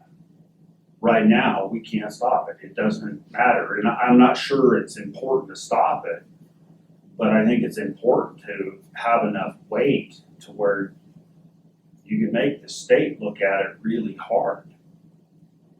Versus today, I mean, this thing is completely, this newest project, that it's completely off the rails. We have no say. There's nobody in this room that is going to affect the outcome in any way, shape, or form. I mean, that's the reality of what I'm looking into it. And I think it is Elaine and Lori would probably have input on where the county would be most effective in placing their concerns and their position in front of Oregon Department of Energy or AFSAC, where it counts. Yeah, Elaine, go ahead. You've had your hand up for a while to comment on this. Yeah, I think that's a good point, and I think we should set aside some time at another committee meeting to talk about how the FSEC land use standard and how the FSEC standard defers to the county code as the applicable review criterion that are applied during the FSEC process, and that the county actually has quite a role and authority as a special advisory group, but it's pretty dependent upon the county to exercise that role as a special advisory group in recommending to FSEC what the applicable substantive criterion are from the county code and how they should be applied and reviewed in the FSEC process. And so that's something we could talk more about. And also it goes to your point of, looking at what the current code provisions are now, and maybe there needs to be, new updated standards that reflect the county's policy positions. Go ahead, Jim. And Darwin, can this committee recommend to the commissioners collaboration with our state legislators on inclusion of such things of more control in bills? Yeah, I mean, just for some of the bills too that are going on and Some going on or some future Yeah, ones, I mean- and I mean, and I'm pro-solar, so Yeah. know that I'm saying that. I've served on a couple different racks already as rural advisory committees for solar right when I got on back in 2011 in the county, and then most recently a couple years ago when we were going over some rule changes. But yeah, definitely. I mean, we have a voice at that level. We've had it for many years, but it doesn't change the fact, like you're saying, Mr. Roseberry, where anyone can apply for anything. I mean, it doesn't necessarily mean they're gonna get an approval. To date, FSEC's never denied anything, but it doesn't mean that they won't eventually get to a denial at some point. And similar to the Blue Marmot project, I mean, there are groups, certainly, watch groups, land watch groups that are involved. And, Thousand Friends is not a small player in land use. I mean, they're, right up there with They are watching the this best that are watching particular these, yeah. project. So, I mean, when I've told you guys all along, I mean, we can't stop an applicant. I mean, they have every right to apply, but, I appreciate the fact that Elaine brings up that, yes, the county has a very important role to play. And 2 important keys were made already on the Blue Marlin thing that I think, don't take them lightly. I mean, the one that we said, the alternatives lands analysis goal exception language at the county level should apply to this, even though the state law doesn't require it. That's a big deal to me. I mean, it's huge. And then also their most recent letter that they sent just a couple weeks ago as a comment that said, we don't want this going on irrigated land. I mean, they were point blank, put that letter together, signed it, and sent that in. And I can pull up the letter. I think some of you may already have a copy of it. But that is a huge letter. And, ultimately it tells me, and it should tell, some of my former fellow colleagues that serve on there, Kent Howe and Hanley Jenkins, that the county, if this had been reviewed locally, would have denied this. They wouldn't have found in favor of it. And then there's 5 other members on FSEC that I'm not as familiar with some of the other members, but they're going to see that and go, we're going to side. I would imagine that they will find that they should side with the counties, especially when some of you on this committee, as individuals, landowners near these projects will also write in comments, and some of you have already done that. So I don't want you guys to get too discouraged thinking that, hey, this is a slam dunk and approved. It's not that to me at all, especially that one. I mean, even Obsidian is waiting a contested case on a project that seemed like a pretty simple, approval should have been granted, possibly a couple of years ago, but it's just getting delayed and delayed and delayed. On truly some of the worst ground in the county that makes sense to put it on, Well, yeah, this goes back to the question of the 2 lawyers, is because this is a question that I think is really important. We've got 2 people, we're fortunate, that are really understand renewables and where they fit and where they don't fit. And the question that I keep circling back around to is, you have alternative areas. So why is the main target irrigated ground? What is the driver that is behind that? That if the threshold is so high for ag ground, then wouldn't you automatically seek alternative areas if the exception in itself was that hard to get by? And I think it would be, Ellen would probably know the answer why why is that in the realm of development in an area like this where there's such minimal resources of that quality? What's the strategy behind that? Proximity to point of interconnection. To a point, that's one. but the hill you gotta climb, you may spend more money further away, but you don't have this regulatory cliff you've gotta climb. Yeah. So where's that balance? And if you look, you've got another project over in Bonanza that is dead center in all irrigated ground. So the question is why is all of a sudden there's a target on irrigated ground that is of minimal percentage in these communities?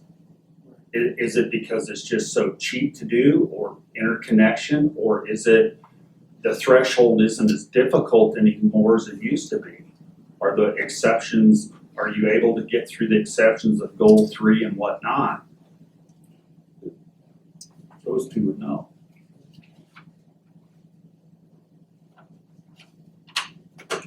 Just lost Elaine at the moment at least, but yeah, and it could be just willing landowners, Yeah, exactly. I was hoping one of the things that the market, our developers that are on this committee could point out is, is how long they've been working with some of these landowners to get agreements in place, to then later file applications after some of them do a lot of the other legwork first with, wildlife studies or archaeological studies that have to take place at some point in the process, whether it's after land use or before. We have examples from each of the developers, two major developers, with built projects to date, Obsidian and USUN, that have done it differently. Some have done their reporting first and some have done it after. And there's benefits, I guess, either way. Both have ended up with land use approvals and built projects, so just the way they did business, but it worked out for them. It would be nice to know, because from my understanding, most of these contracts have been 10 years in the makings with some of these landowners. It wasn't, I've been here 10 years and solar was being talked about 10, 15 years ago in Lake County, and some of those approvals have been that old. And so, a lot of those agreements are maybe 20 years in the making, and then finally come in, into a land use process for approval. That's a tough one. John, it's good to see your face. Any thoughts or comments for us?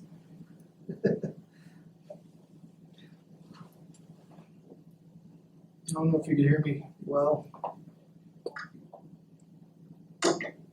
I hear a little bit, though. I'm not sure if you want to address me or not. I'm capturing most of the conversation on all. I think that the discussion about FSEC is and how that process bears on these larger projects is a good one. And I think Elaine, you just had to leave a little bit ago, was right. I think it warrants further discussion. My understanding has been that the land use criteria and FSEC siting standards does involve the application of local provisions, local policy, to the extent that those policies are necessary or required by state law or state triangles. And she, Craig, Lloyd might be able to weigh in on that, or Paul. So I think there's, I guess we're discussing a little bit more. I would also add that I think both Laura and Paul would agree, the test, the legal test for an exception for the larger project and applied by FSEC and under FSEC statutes is a little different than the exception standard requirements that county would apply in the ordinary course of doing business. And the biggest difference is that the FSEC exception, and again, that's specified by statute. The state legislature elected to make certain things happen or not happen. But that process does not involve an alternatives analysis. So to the extent that why aren't folks looking at other lands that they settle upon, irrigated agricultural land, and also at, energy companies always have reasons for why they land where they do. There's always a host of factors they consider. But why aren't they looking, or why aren't they actively being required to look at alternative sites? My guess would be it's as simple as the statute they're operating under doesn't require it. So again, I can't be correct, that's fine. I welcome that. But there is a couple points I just tossed out there. Again, with also saying we should probably talk about it more. You guys should. I just kind of invited myself. But I should be talking about more, so folks do understand the ins and outs of how that works at that level, as distinguished from projects processed and under the express jurisdiction of county decision-makers, planning commissions, and county board of commissioners. Great, thank you, John. So Darwin, is my mic working, first of all? Yep, you're good. Go for it. Okay. I wanted to just clear up, I'm not a lawyer. I think a few people in the crowd have attributed some degrees to me that I don't have. So we'll have to defer to Elaine and other lawyers for actual reads on land use law. But I can attest to, from just sort of a practical perspective, why developers end up in certain places. And I guess the shortest answer is we have to please a lot of masters. And some of those are, we need to stay off of sensitive cultural grounds, or we have to have a really good reason for being, or a way to mitigate around being on sensitive cultural grounds. High value farmland is definitely, that's a big one in Lake County. Obsidian has stayed away from it. Other developers have chosen not to. And so I think that is going to be one of the questions we need to delve into is there a mitigation path forward for that? Is that a hard stop? Those are things we need to dig into, and I can't answer the question of how that overlaps with FSEC, but for county permitting, that should be relatively straightforward. And then, solar energy is a really competitive landscape, and so as Darwin was sort of alluding to, one of the quickest things we can do is start with a piece of land and see if we can make something of it. But for various reasons, transmission, the kinds of utilities that we can get to on certain lines, make certain pieces of land attractive and other pieces of land less attractive. And so that's kind of a short answer to why developers are kind of guided by things that don't seem to make sense from the perspective of one criteria or another. It's basically, we're trying to manage a whole armload of criteria and find a spot in the middle where we can get something done and also respect all the rules and laws and the general good feelings of the neighbors. So that's kind of just a short answer from a practical perspective, why certain pieces of land become interesting. Specifically on the Blue Marmot, and I'm kind of going on, but I'll try to make this quick. There's kind of a weird, funny contract hitch, which I think that they would lose their electrical contract if they move their project, which I think is really senseless from a practical perspective. That's something I could get into and explain, but that is a place where I think maybe some voices from the county Public Utility Commission would help them make better rules with the utilities who are guiding these contracts. And that's kind of a nuance, but I'll kind of flag that, and maybe I'll ask for a volunteer or two if we ever get to have a voice on that.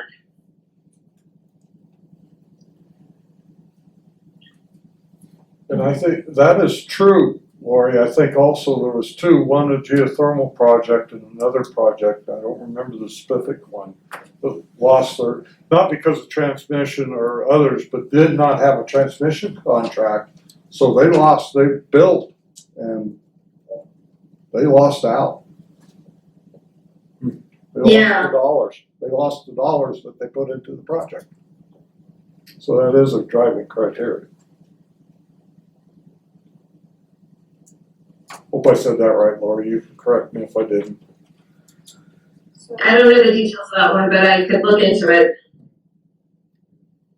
I have a question. So Elaine was saying that the county as a special advisory group does have, some say in it. Obviously, like in this one particular project, they are bypassing the county by going through FSEC. So it's a question for you, Darwin, and for you, Lori. Is one of the issues that the county as a special advisory group brought up, is one of those the fact that these are 5 non-contingent project sites that they have looped into one project? And because had they been considered 5 individual projects, they would have all been on the county level instead of on the state level. And so, Lori, you might have more insight to this. Have there been other solar projects where they take multiple non-contingent sites and make them into one project? Because to me, that seems like a slippery slope. It's not slippery slope, it's falsification of the application, it's 5 separate sites. Exactly. Let's call it what it is. Yeah, it is. But it falls under the standards of that. From our perspective, and bear in mind, we're a completely different developer and I'm not in the heads of other developers. We were And I- confused at and I going know that what path. city We're going has- through FSEC, dragging our heels because it's very hard and it's very expensive.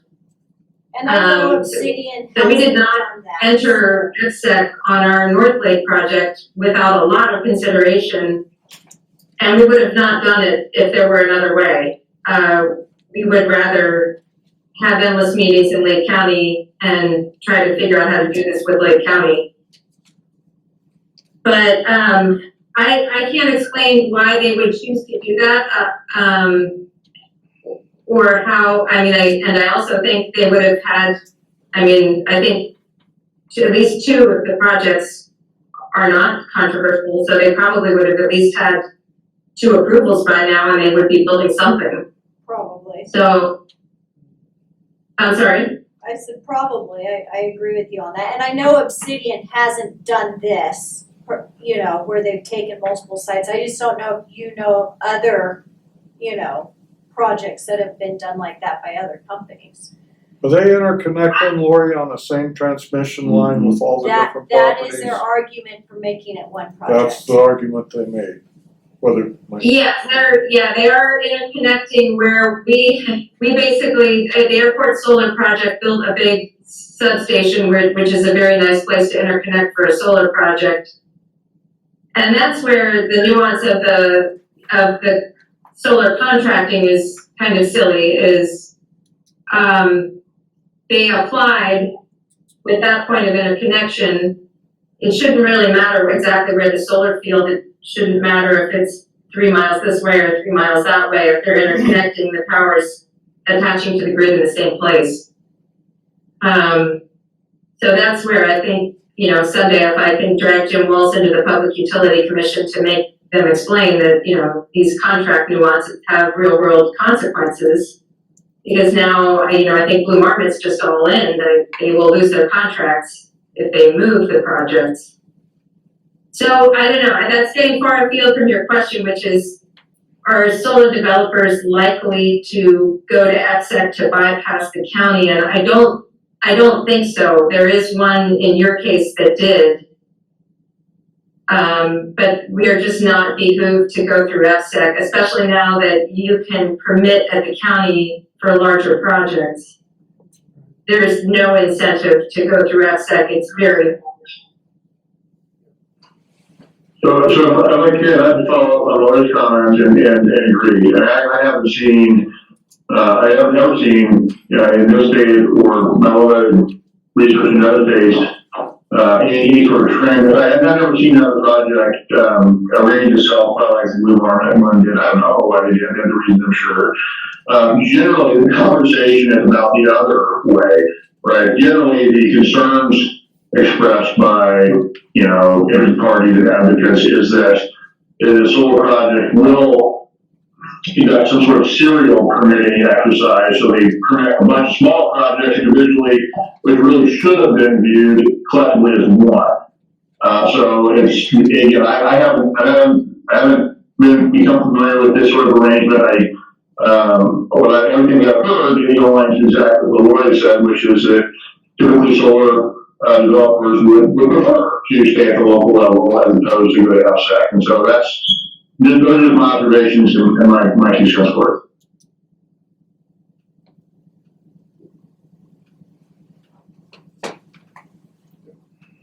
Darwin? Yeah. I think you're done. Chair, good. Yeah, guys, I've been jotting down a few of the topics that we've been talking about, and I'm gonna reach out, like I said, to some of my fellow planners and some of the work that they've done, especially Klamath recently.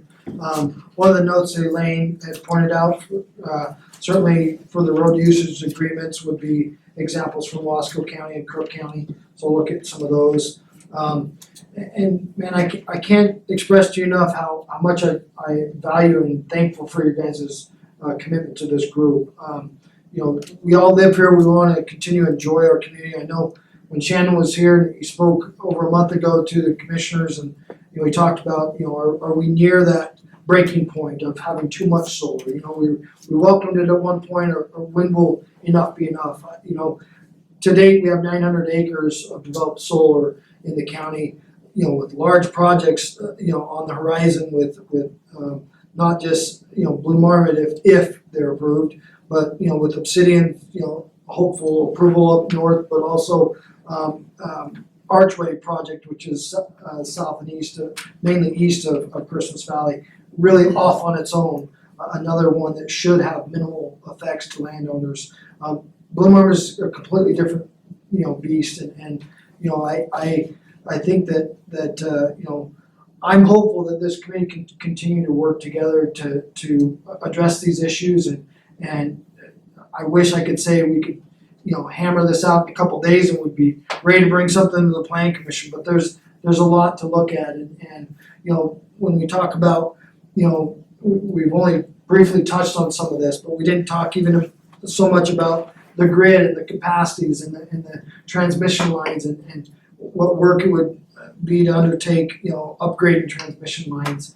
You know, the grid is what it is, and so we can't, you know, exceed the grid because you wouldn't get, you know, contracts for these developers wouldn't get contracts. So, you know, looking at some of that, you know, the taxation, you know, getting more of a background on this, you know, what you mentioned before, having sat with Commissioner Williams on, you know, what is happening at the state level that is a lot out of our hands unless we engage and say, hey, look, counties can't accept less than 7,000, or we can't, you know, certainly not the 35 or whatever has been being proposed most recently.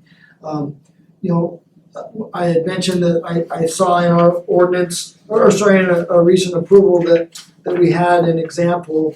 Of course, now I've misplaced my staff report. That our most recent approval had an example in letter F on page 9 of what I gave you guys as the Conley solar that was approved. Letter F has complies with other such conditions as the county considers necessary. To me, that could be easily that road agreement that you just throw right in there and say, hey, from now on we use this, and it becomes the standard, although maybe not adopted as part of our new ordinance, but it is the standard that we use as our precedent setting last approval that I take the next staff report and build off of for the next project down the road. And you know, I am certainly wanting to do the best job for the county and not wanting anyone to get overlooked or not considered in the concerns that are being raised before the planning commission. Thankfully, I'm not the decision maker, but I do present them with the best, you know, available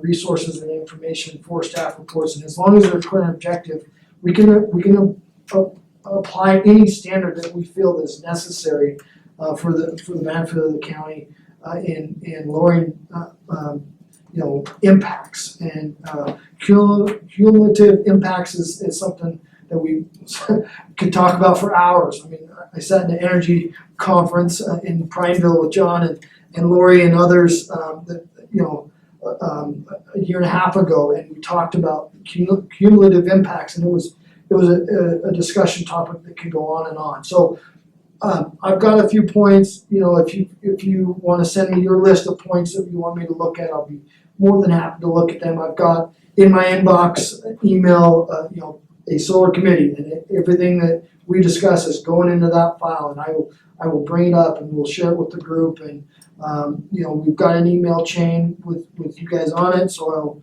you know, share the minutes from this. You know, paper's been recording this, and you know, just, you know, if we leave anything out between now and our next meeting, please, you know, give me a heads up and say, hey, look at this, look at that, and you know, let's move forward. So I would like to meet again at the next planning commission level if that works for you guys. I know that's a couple months out, maybe, but you know, it gives us some time to think about this.